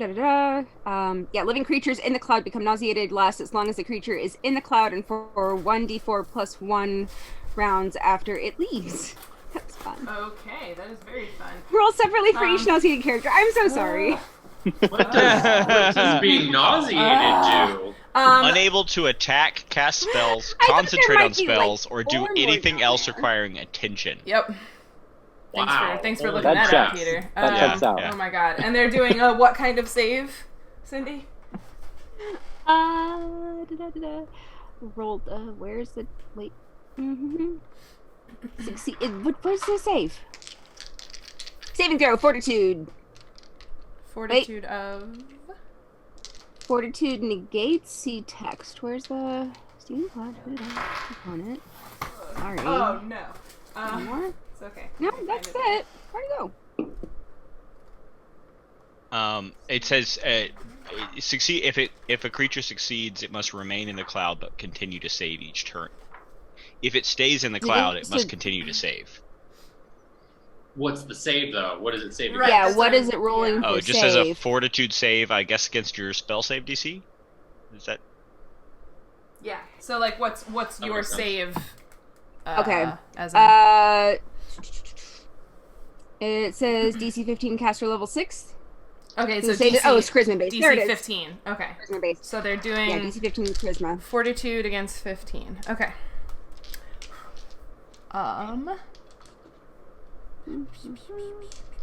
Fortitude. Okay, so purple. Whoops. That was cocked on my mouse pad, which is really unfortunate because it was a natural 20. Oh my god, there's twice as many of them as I thought there were. Oh. Zoomed in too far. I just realized that there are double dots there. I'm so sorry. Red and green. Just Well, makes what well, you did that much better. While Yeah. Sheryl rolls for all Yeah. these ants, Right? I'm going to show you a really God. cool SciComm thing that's happened in Pittsburgh at Dancing Gnome Brewery. They've done this series of beers based on native trees with a local nonprofit called Tree Pittsburgh. And the label opens up and gives you information about the tree species. I love that so Cool. much. Funny. They've been buying every beer that they've made in this series, and they've been making glassware for each tree too. Wow. Oh. Wow. And so they've done white pine, hemlock. This is black locust, and then they also did tulip poplar or yellow poplar, whatever you want to call it. It's a magnolia. It's not a poplar. And it's all been really, really good. And it's these super cool, like, science communication informative cans, and I just like absolutely friggin' love it. Very I love it. cool. Amazing. Very cool. Okay, I did the thing. Some of them failed, some of them passed. Is that it? Well, I want to point out while Ryan is talking about native plants that the material components for the spell that you just cast are skunk cabbage, which is a really cool species native to the United States. So Yeah. that's so cool. Yeah. It's like a wet areas plant, and it's one of the first spring ephemerals to pop up in a lot of places. It melts the snow around itself by producing does. heat to pop up and open up and then makes a stink to draw in flies. Super cool. Nice. What a cool plan. So cool. Okay, so that was the thing Nautia made me do. So next is the FFAs. So they're gonna. FFAs. The good news is I can only do that once per day, so that's the only time. Okay, where was the cloud? The point where you put it? The two squares that are between, like, there's Okay, two groupings. So here, Squares I did the top square. and it's a 20-foot cloud total centered on that. Mhm.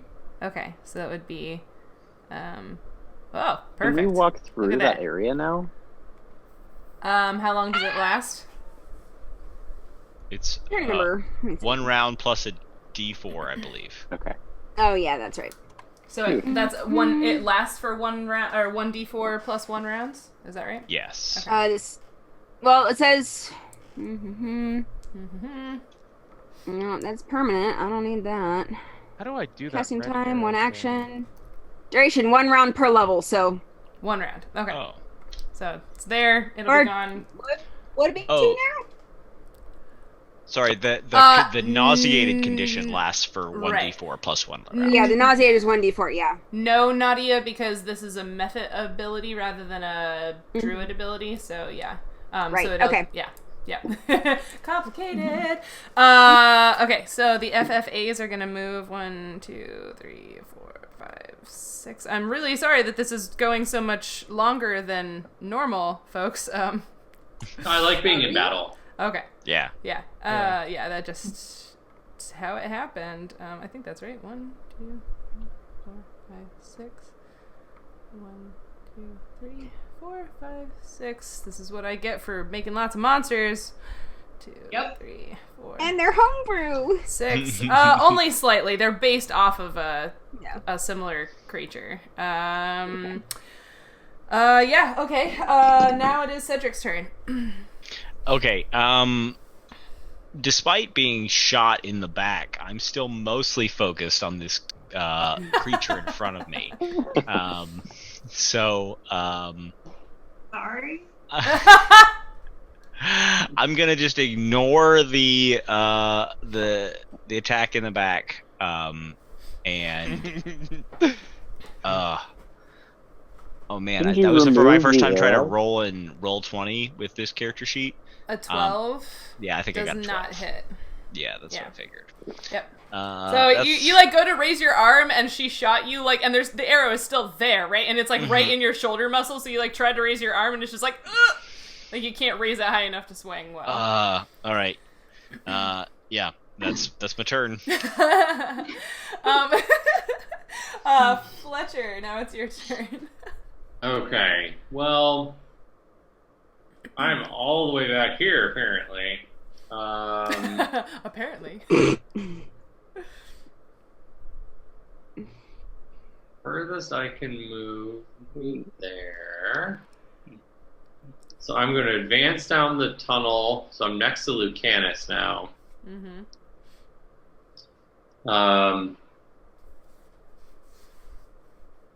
Even with my lantern. Well, no, with my lantern, I can probably make out the at least the first row of the other things in the tunnel. Yeah. But I can just tell that they're like there. So I'm like, oh, okay. There's more going on. Yeah.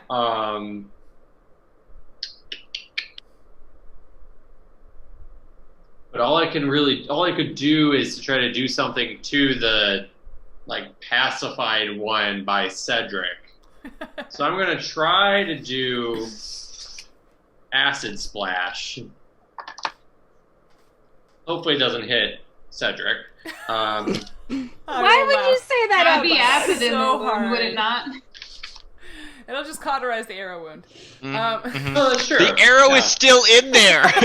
Wait, well, why didn't you use your free action to pull the arrow out? Because it's in my back, and I have a warhammer in one hand and a shield in the other. What am I? Do I drop them both? And... You can imagine how hard that would be. That Well, I'm still 5 feet away from you, so I can't pull the arrow out of your back for you. So.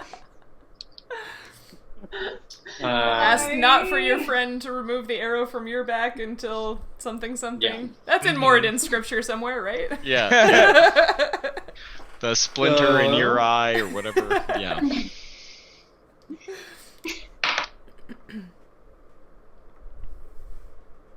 Nope, that would not hit them, because that total is a 7.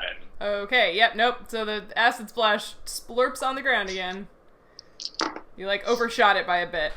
And that brings us back to the top of things. These guys are gonna peace out. Because that was gross. Was gross.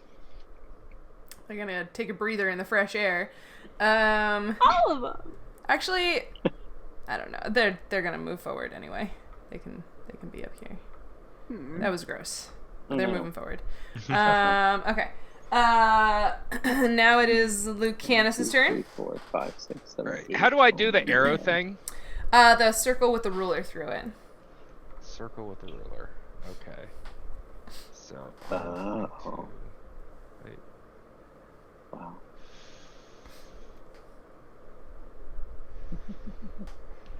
Okay, so I am.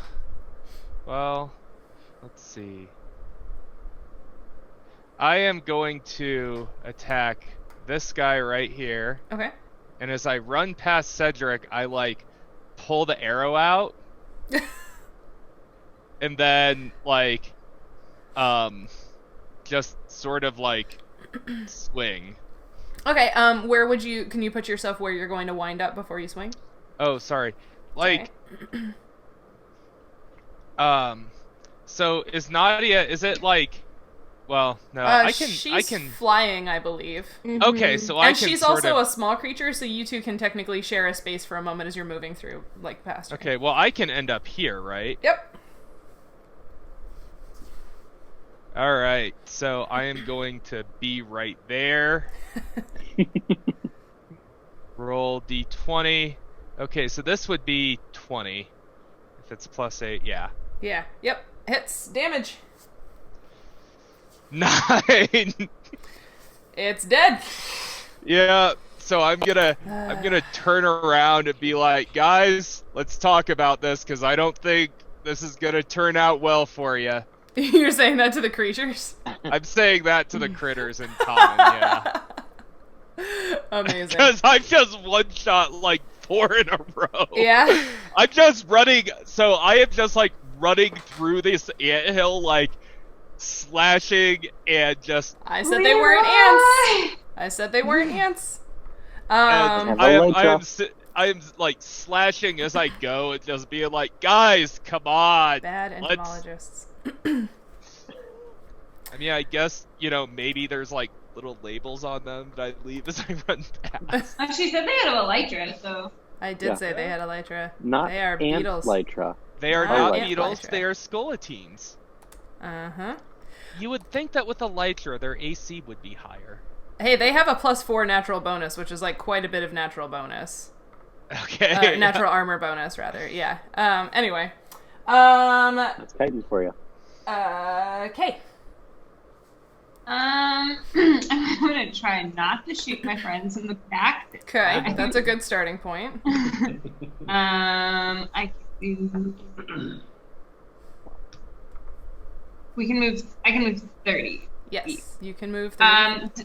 This dead thing that's in front of me, can I share a square with the dead body? Yes, you can share a square with the dead body.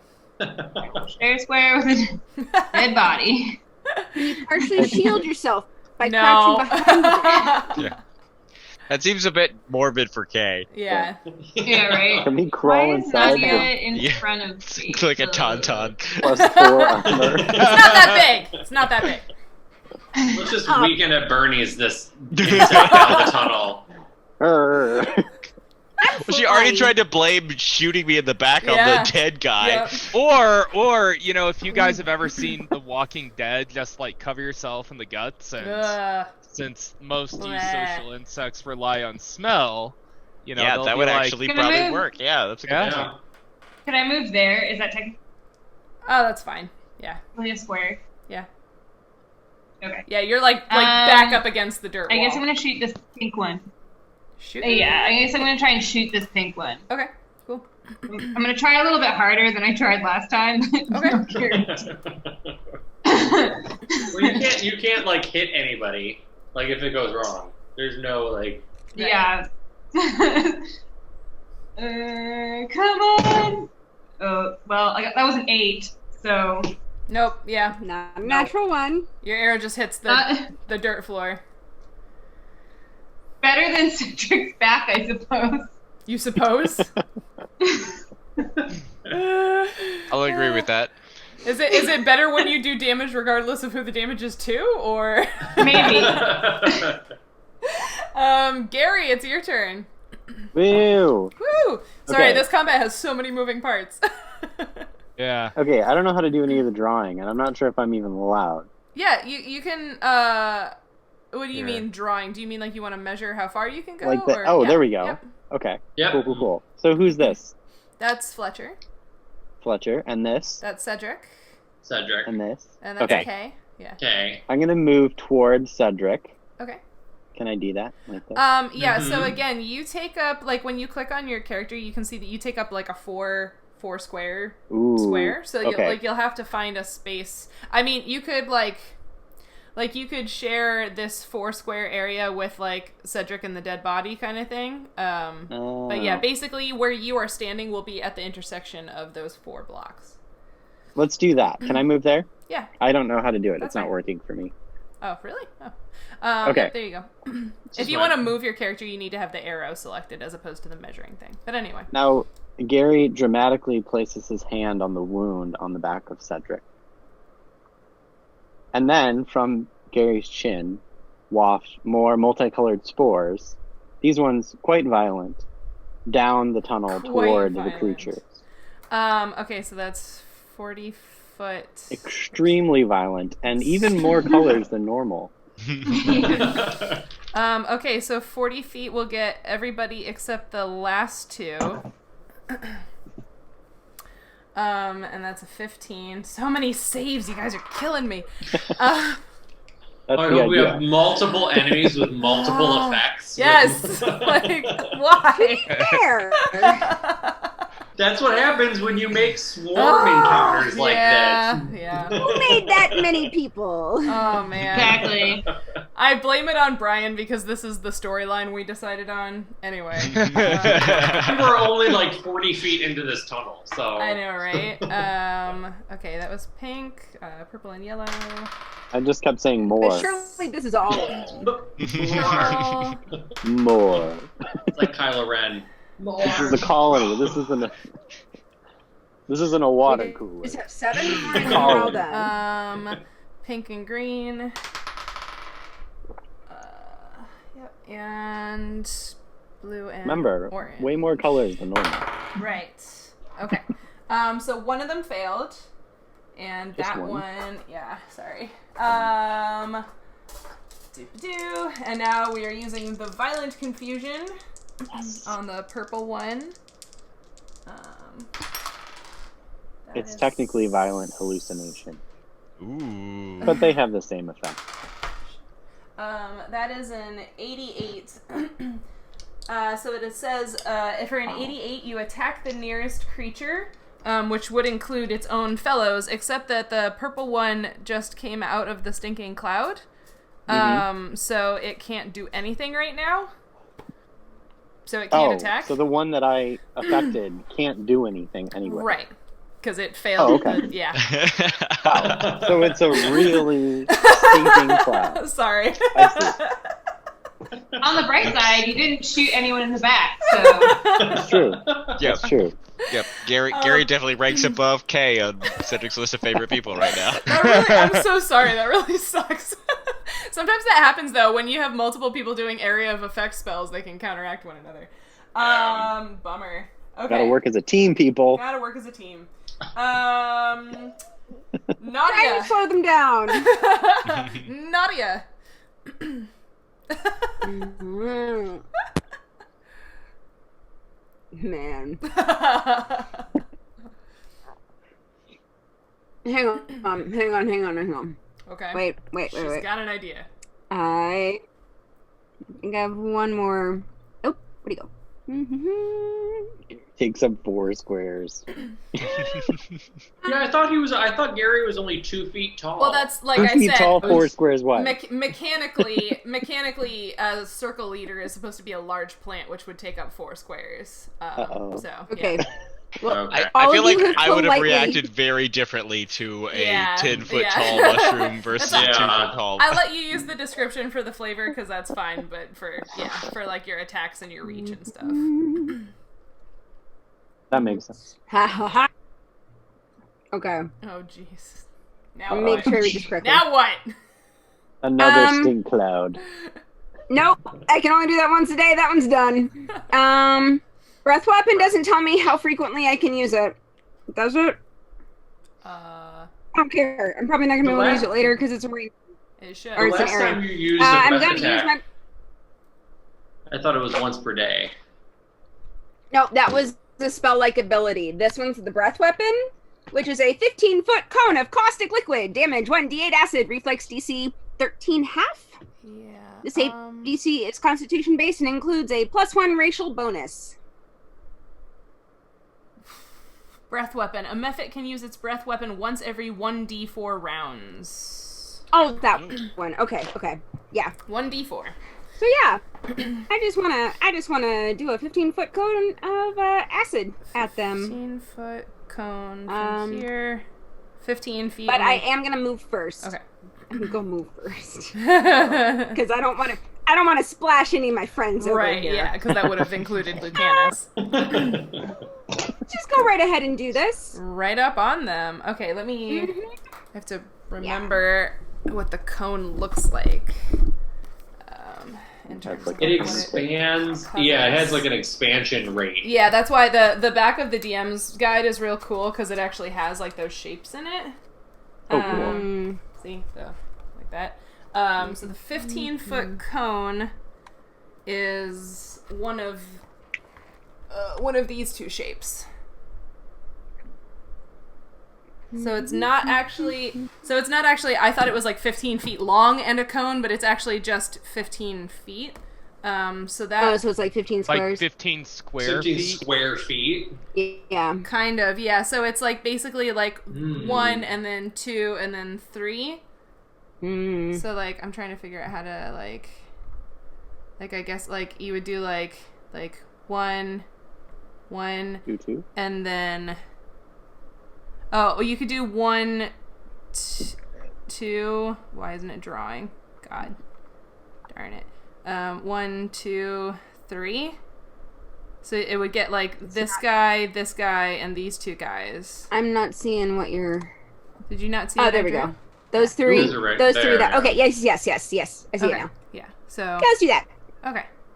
I see. Okay. So those 4 guys need to do the thing. Put my microphone stand back. My microphone is just standing on top of a box or boxes and D&D books. So those 4. It's a what kind of save? Constitution. Constitution. No. Fortitude. Or Reflex? Reflex. Yeah, reflex DC 13. Okay. Reflex DC 13 half. 13 half. Okay. Reflex. Okay. Pink. Whoops. Okay. Natural 20. Purple and yellow. That is unfortunate. Okay. Purple. Different die, another natural 20. They were different dice. And green and pink. Okay. So green and pink failed. Everybody else succeeded. How much damage are they taking?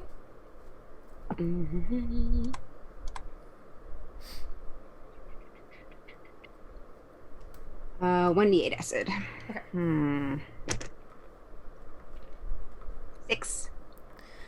6. Okay. Sorry, said I think I have a little movement left. Can I move back a little? Not without taking an attack of opportunity, but yeah. Never mind. Okay. Actually, sorry. yeah, nah.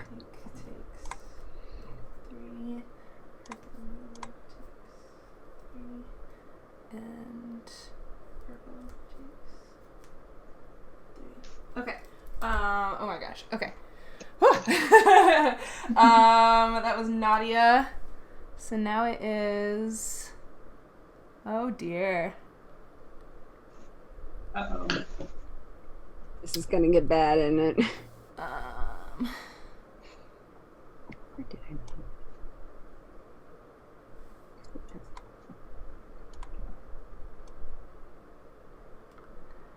Well. Naughty, you can make a melee attack of opportunity on the purple and yellow one. Yes, please. Can I do both claws? Is that your full attack? That's the full attack. Right, so a single attack would be one claw, I think. Just one. Okay. Yeah. Just one claw. Yeah. Not like one single finger, just like one Just hand. Rawr. Rawr. Alright. These Edison bulbs are making me look like a goddamn tomato. It is very red light. Well. And Peter's light is very, very yellow. I know. I was trying And to think, Peter like, has what am I, a jaundice. squash? Yeah. I've always Jaundice. felt like my light makes me look a little bit like a ghost. The top row looks like a traffic light because my background is green. We're just the different, ripenesses of a tomato. What did you get? 8. 8. Okay, yeah. So that I one whiffed. blows past you and runs up to Lucanus. So purple and yellow is going to attack Lucanus I feel like he's going to be very long for this world with anyway. its spear. That's a 17, Lucanus. AC is 15 total. Okay, yeah, so that hits. Where did my d8s? Okay, so that is 8 piercing damage to Lucanus. Ooh, ouch. The blue and orange one is gonna attack Nautia. Oh no. With Oh its god, you're down there. spear. Oh god. That's With all of those. 21. Mhm. I'm guessing that hits. Oh. Yeah. Yeah? That's 5 damage to you. And then the pink one didn't actually move to engage with you, which means it can make a full round attack, so that is 1 bite and 1 spear. So we'll do the spear ouch. first. Whoops, that was cocked on my mouse pad again. Spear first is a 14. Miss! Miss. The bite is a 15. Uh-oh. Still miss! Really? Okay. All right. Okay. Now it is Cedric's turn. Okay. Cedric is. So wait, did Gary actually heal me? No. Or okay, just He just comforted you. He didn't do anything. They just touched you. They didn't do anything to you. okay. He just I feel Yeah, no, better they- though. I feel better. They were just like, feel better. I really This appreciate is that, Brian, placebo. because you've like never This is played this game placebo. before, but you're just like, I'm gonna mess with them. That's great. I love it. So good. Hey, yeah, You placebo. think It that helps I've a lot. done All right. something. Yeah. I gain 1 imaginary hit point. Nope. That's right.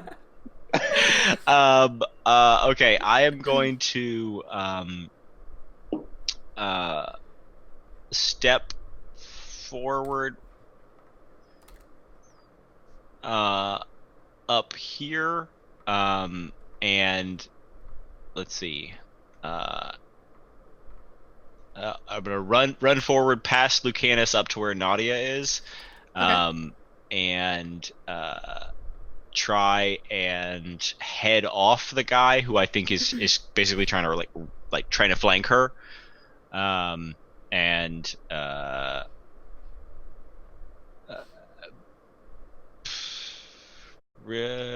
that's fun. It's a flanking sandwich now because there's a bad guy and then Cedric and then a bad guy and then Lucanus. So you guys are flanking one bad guy, but the bad guys are also flanking Cedric. Right. So I'm basically, this is basically a bluff because I feel like I still can't really lift my hammer well. So I'm gonna ready my shield and kind of almost like behind my back cast Bless on Nautia, Lucanus, and Kay. I guess on everybody. All allies within a 50-foot burst. Okay, so I guess it's everybody. Everybody gets a +1 bonus to attack rolls and saving throws against fear effects. Oh God. Why is that? Why are you laughing? What did you Just get? because I've one-shot literally every one of these things that I hit, and now I get a +1 bonus to attack. Well, I haven't hit anything yet, so we're kind of relying exclusively on you now. What's that make your bonus now? Cedric, do a 15 and a 20 hit your AC? 20 does. Okay, because you cast a spell in combat. Oh, yeah. Oh, yeah. Right. 3/5 rolls. These poor beetles. Oops. This cock's on my mouse pad. So that is 9 points of piercing damage as one of the two spears because they're, oh, sorry, wait, because I didn't add their flanking bonus. What did I say it was? A 15, so it should have been a 17? Would that one have hit too? Okay. So that was 9 damage, and then another 9 damage. Oh, cool. Cedric is unconscious. Well, that's a first. Okay. Yeah. Our killer's unconscious. That's unfortunate. Welcome to my world, Cedric. Yeah, but the thing is, he's the cleric. Mm-hmm. Y'all got healing potions, don't you? Yeah. Exactly. This is actually pretty serious. Okay, how negative are you? I was at 15, so I'm at -3. Okay. That's fun. I have my percentile dice out, unless you want to roll your own percentile for this. It's a percentile? Yeah, so basically you have a 10, so if you get 10% or lower, so like less than 10% on your percentile dice, that stabilizes you every turn. You get to roll the percentile dice. If you get an 11% or higher, that means you lose another hit point. So basically you're bleeding out right now. And if you get the 10 or lower, so a 10% chance, you stabilize and you stop bleeding out and you just stay at whatever that negative number was. If you get to -10, you're dead. Okay. But you don't roll right now because that was your turn. So you roll on your next turn. Okay, cool. But you're at -3. Right? That's way more complicated than 5th, but yes. I think I it followed is. most of that. Yeah. So basically you have 7 rounds to stabilize or be stabilized, or you dead. Cool. That's So it's actually better than 5th because, you could fail 3 in a row and be done. Mm-hmm. Whereas now you have 7 fails. 7. Sure. Yeah. Hey, so what's cool is that in 5th, Bless is a concentration spell, so now you guys wouldn't be blessed anymore, right. But in 3/5, it just lasts. So wait, Lucanus really? still has... I think so. It just says... duration 1 minute per level. Oh, yeah. Oh, alright, yeah. And I think Lucanus still has resistance, too. Okay, so resistance also lasts? Okay. Yeah, for 1 minute. What's my resistance? It's been 2 rounds. So you have if you were trying to make a saving throw. Right. But yeah, it's +1 to saving throws. Right. Yeah. You haven't had to do that yet. Okay. Yeah. So that I killed Cedric. I didn't kill Cedric. I dropped Cedric to the ground. Yeah. I valiantly sacrificed myself so that you guys could win this fight. Totally. Fletcher, it's your turn. Whoa, you got right up in there. You sacrificed yourself a little early. Yeah. That's my full movement to Stupidly. move next to Cedric. And then, so wait, what are the options to stabilize? Do you just roll to stabilize, or can I use the healing potion I have? Sorry, I'm getting my DM screen because it has my fun cheat stuff on it. So you can either do a heal check, or you can do something that gives them back hit points. A heal check will just stabilize them at whatever they're at. A healing potion or a healing spell or whatever will bring them back up. Could it bring him back into positive so he could get back on his feet? Yeah, because that's happened to you before. Yeah. Okay, that's what I thought. I'm going to use I have one more potion of cured light wounds that I am going to pour into Cedric's mouth to try to bring him back, since I saw him go down. So that is 1d8 plus 1 HP back. Hold on a second. Because that provokes an oh, they both already used their attacks of opportunity. Boy, are you lucky. Okay, do your thing. They both still have their spears stuck in my body, Yep. and I can't get them out fast enough to stab you. And I rolled an 8, so you get 9 HP back and you're at 6. Woo! Thank you, Fletcher. Wow. Tables have turned. Tables have turned. How the turntables. Amazing. Beautiful. Love it. Good stuff. That was the end of that round. So now we're back up at the top. These guys can move, but they can't do anything. Because that cloud stank so bad. It stank so bad. They're just... They moved up. That's all they can do. Lucanus. Alright, I can only attack one enemy at a time, can't I? Correct. Right now. Wait until you're higher level and you get multiple attacks per turn. Yeah. Yeah. Well, I'm gonna attack the guy in front of me. Yes, you Or are. I don't like gay, gender, person. I don't know. They don't have many distinguishing characteristics. And you get a +2 to this for flanking, plus the +2 for the bless. Yeah, So it's like plus everything. I bet you're gonna hit. I got an 8, so I mean, yeah. Wait, so it's 8 plus you normally get an 8 plus another 4. So that's definitely, because that's 20. Yeah, I just damage. Bless is actually just +1. Oh, +1. So it would be 19. Still hits. Yeah. 9. So at this point, this guy doesn't even crumple. He just sort of He's not dead. dissolves. He's not dead. What? I didn't say He's he was not- dead. I didn't What? say he was dead. Whoa. So he Okay. definitely doesn't crumple. Nope. He is on his feet. Because that one has also already taken damage. Maybe this Okay. is the king beetle. Wow. I'm impressed. Social beetles. Okay, so you attacked. Are you moving? Are you staying put? Me? Yep. I am going to move up here, like sort of over by Fletcher-ish. That doesn't provoke an attack of opportunity. Wait, does where are it? you going? Right here. No, it does not. Okay. Cedric, stop me. What? Did you make that donation? No. Oh, somebody just made a donation that said Cedric, stop me. ...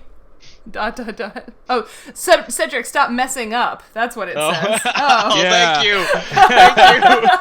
Thank you.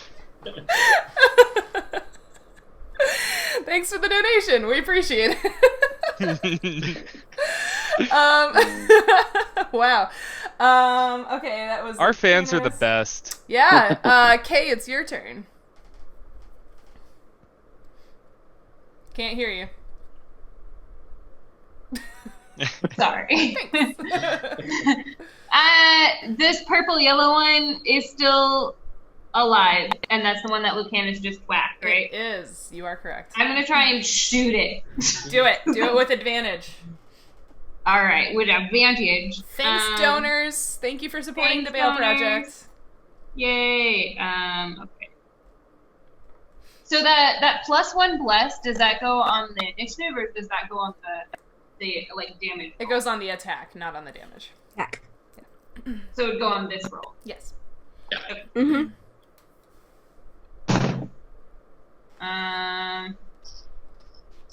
Do I have to use my advantage if my first roll is good? You don't have No, to. you roll twice and you take the best one. Yeah. Yeah, but It could be a 20. It probably won't be though. Was it a 20? But there's a 5% It could chance. be though. It was an 18. I mean, And if it hits, it hits, right? So yeah. should I mean, if you get a critical hit, though, you get more damage. yeah, but I haven't been rolling good, so I want to save my advantage. Okay, then we will not. Lest I shoot Cedric in the back again. We will not use one of the advantages then. Okay. So roll your damage on the purple yellow one. Purple Yeah. yellow. Purple yellow. Purple yellow. The purple, my damage is this one. Hopefully I do as much damage as I did to Cedric, if not more. I could use my advantage on this roll. Nope. Yeah. Oh, I didn't even need it. I got a 6. Ha! Now it's dead. Now it's dead. Go, Kay! I avenged you, Cedric. Yes. Avenge Cedric thanks. from you. Oh man. Wait, yeah, that would have hit even with the -2 for shooting into combat, right? Yeah. I rolled an 18 and I had a +1 from Right. Cedric and a +1 from the. If Well, you Oh, rolled your 18 base- plus your attack bonus. Your base attack. Yeah. Right. Yeah. Yeah. Okay, yes, so yeah, it still would have. Okay, perfect. Gary. Okay. Is Cedric okay? Cedric's I'm fine. worried about Cedric. Cedric He's is fine. Cedric's eyes are open. He's laying on the ground, but he's breathing. His friend Fletcher just shoved a bottle of bright red clear liquid down his throat. Oh. Yeah. I worry Okay. about your definition He's of fine. fine, Sheryl. You're fine. You're awake again. Lying on the He's ground, fine. his eyes are open, he's fine. I mean, you're not dying Better anymore. than you were. You're not dying This is anymore. my- Cheryl's assessment on any of her friends at any given point. Well, I mean, they're not dead. Hey, Yeah. I am a I wilderness. haven't Someone haven't shoved them. accomplished a TPK quite yet. I am a wilderness first responder. I feel perfectly capable of evaluating your state of health. Cedric, I do Cedric not may feel have a okay. concussion. We don't know. If you broke your He's neck, fine. if you broke your neck, I could stabilize it with 2 Nalgene's and a bedroll and some triangle bandages. Anyway, All right. Well, um, I haven't really spent that much time around these kinds of people, so I'm just gonna assume that's a typical behavior, Yeah. especially the Yeah. whole bottle thing. yeah, totally. That's So normal. I have a +1 for attack 2, right? Yep. hmm So I think I'm gonna slam somebody. Yeah, do it. Ooh. Yeah. Oh, Slam Gary. somebody. Yeah! Yeah, get Gary's physical. getting physical.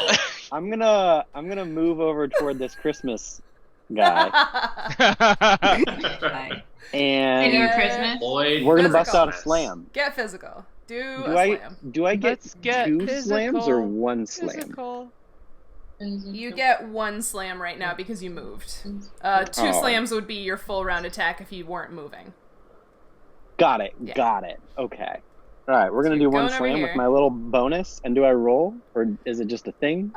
So your slam is a +5 melee. So basically you're gonna roll the d20, add +5. 20. Okay. Yep. All right, so I have a 16 plus 1 for 17. Okay, yeah, that hits. That means that you will roll Nice. a d8 +3. All right. Oh, let's wow. Just figure out which one of these has 8. that It's the one? kind of It's the diamond-shaped one. But yeah, the diamond shape with the 4 per side of it. Yeah. 2 pyramids. 2 pyramids, yeah, that's good. That's good. I like that. Wait, show it to us because I think that's Two pyramids touching butts. Unfortunately, this has a 1. Oh. Is that what you rolled? It's the 2 pyramid butt one. Yeah. Unfortunately. Yeah, so just 1. Okay, just Just well, it's one 1 plus damage. 3, so 4. 1 plus 3, 4. so 4. So red and green takes 4 slammage. 1, it's still 4. 4 slammage. Woo! More damage than I've done. Nautia. Oh, you're surrounded. So Oh, man. surrounded. It's I still get to Christmas time. choose. You get to choose. The pink guy just right in front of me. Pink 2 guy. claws. 2 claws. Pink guy is definitely asking for it. What? He's just right in front of me.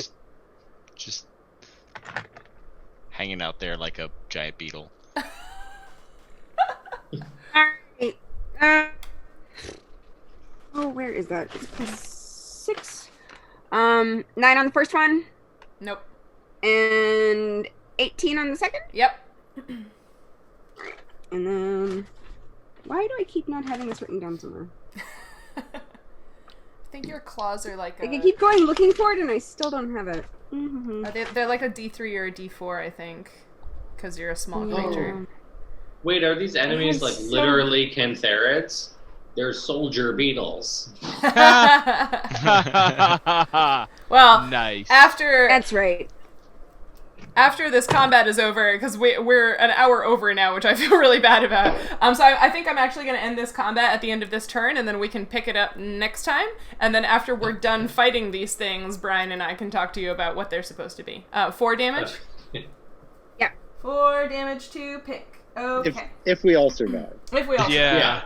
Well, Well, We can hopefully still- you and Sheryl yeah. can still talk about it, even if everybody dies.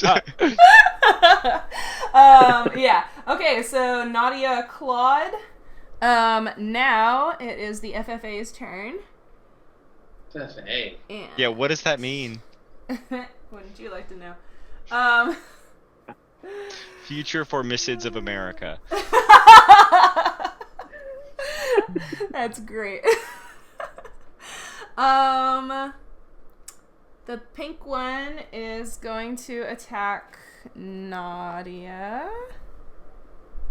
with its spear and its bite. So we'll do the spear first.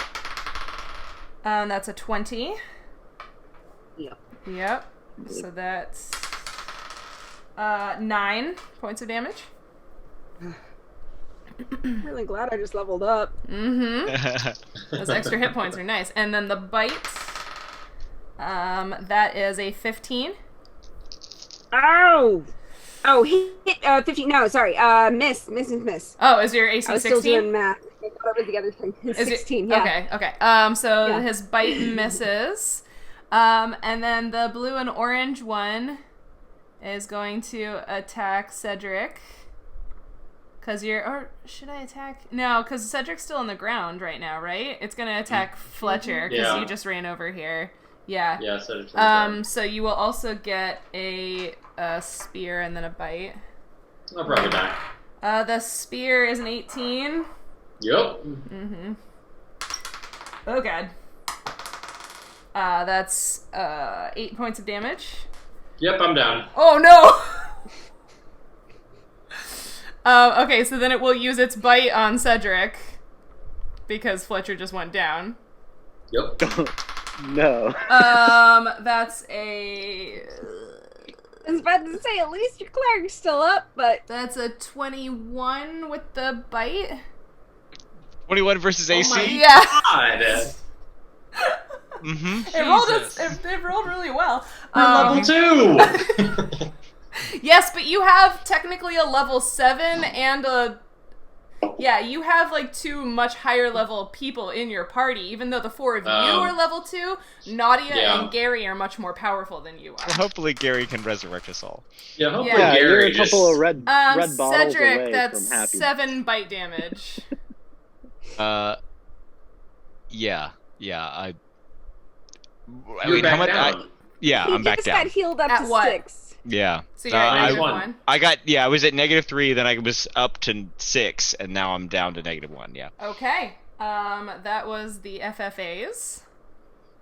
And now it is Cedric's turn. Do you want to roll the percentile, or shall I? I'll do it. Okay. Remember. Fungus farming ants. You sound so sad. Okay. That's at 84. Okay, so you lose another hit point. And then it's Fletcher's turn, and you also need to roll percentile dice. Do you have those? No, so you have to roll for me. Okay. So I'm rolling. I wish I could roll it like in a camera that you could see. Let's see what we got here. That's a 72. That's also one more hit point down for you. Hey, that sounds like a really fun cliffhanger for us to end on. Yeah.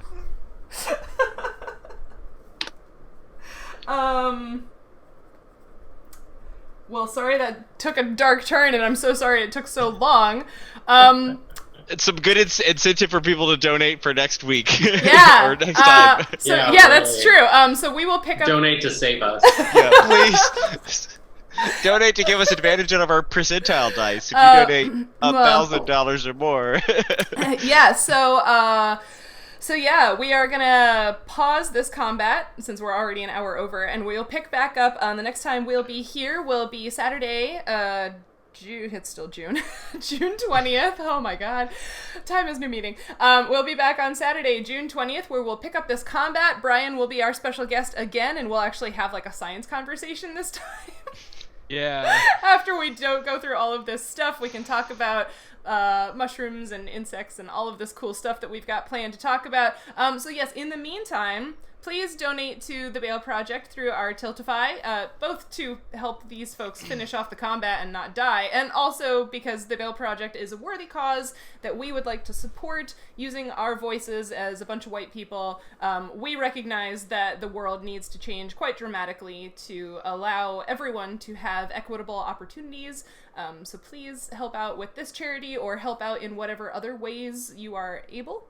And does anybody have any projects and things they'd like to advertise again? No, check out Ask an Entomologist on Twitter. So, and on our blog, askentomologist.com, we are going to be highlighting entomologists of color this month. Amazing. So I do actually just want to take a second to talk a little about the Bail Project, just because it's actually a really cool project. You may have seen all kinds of people linking to like specific bail organizations to the different cities where all the different protests are happening. And what that basically is protesters show up, they, peaceful demonstrations, but the cops round them up and throw them in jail anyway. And the whole deal is basically, it's like, hey, you just sent a whole bunch of people out. We're going to put a bunch of them in jail, and then you have to pay a bunch of money to get them out. So what the Bail Project does is basically it's crowdsourcing bail money. And that one organization does attach to a whole bunch of different organizations around the country. So if you're just kind of want to just generally give to the cause and don't want to pick a specific city, Bail Project. Yep, basically it's a way to like overwhelm the system and prove that cash bail is a really unfair way of dealing with all of these issues. It's basically overwhelming the system that is designed to overwhelm the protesters. Right, yeah. Or just the fact that like people of color and especially black people are unfairly and disproportionately arrested for things that they then need to post bail to not be incarcerated for, so... And given higher bail than exactly. Yep. equivalent incarceration of white people. Right. Yeah. So for all of those reasons, please, if you're able, donate to the cause or support it in any other way you can. I will also put out a little shout out because we're not playing next week, partially because we like to take weeks off, but also because I will be running the ComSciCon flagship workshop next week. Fun facts. At least our keynote speech by Mary Poffenroth, who's a really cool researcher. She's a psychologist. She studies fear, and she does YouTube things and all kinds of cool stuff. She's going to be giving the ComSciCon or Communicating Science Conference keynote, and it will be accessible. We're going to record it and then post it later, so keep an eye out for that because the keynote by her will be pretty cool. And I think one of our panels is also going to be live streamed. I'm not sure where that will be available, but if you keep an eye on the ComSciCon social media, and also my social media, you'll be able to find that panel from that conference. So we have some portions of our conference are open to the general public, and if you are a graduate student interested in science communication, I highly encourage you to apply to the ComSciCon family of conferences because they're really cool opportunities. Yeah, so we are going to get out of here because we played for 4 hours and because Peter and I have to come back on this channel tomorrow and play a different RPG. Because we synced up. So yeah, come back to Nature Check tomorrow at 6 p.m.? No, 7 p.m. Eastern. 7 p.m. Eastern. Sorry, I always have to convert it to Eastern because I don't live in the Eastern time zone. Anyway, 7 p.m. Eastern.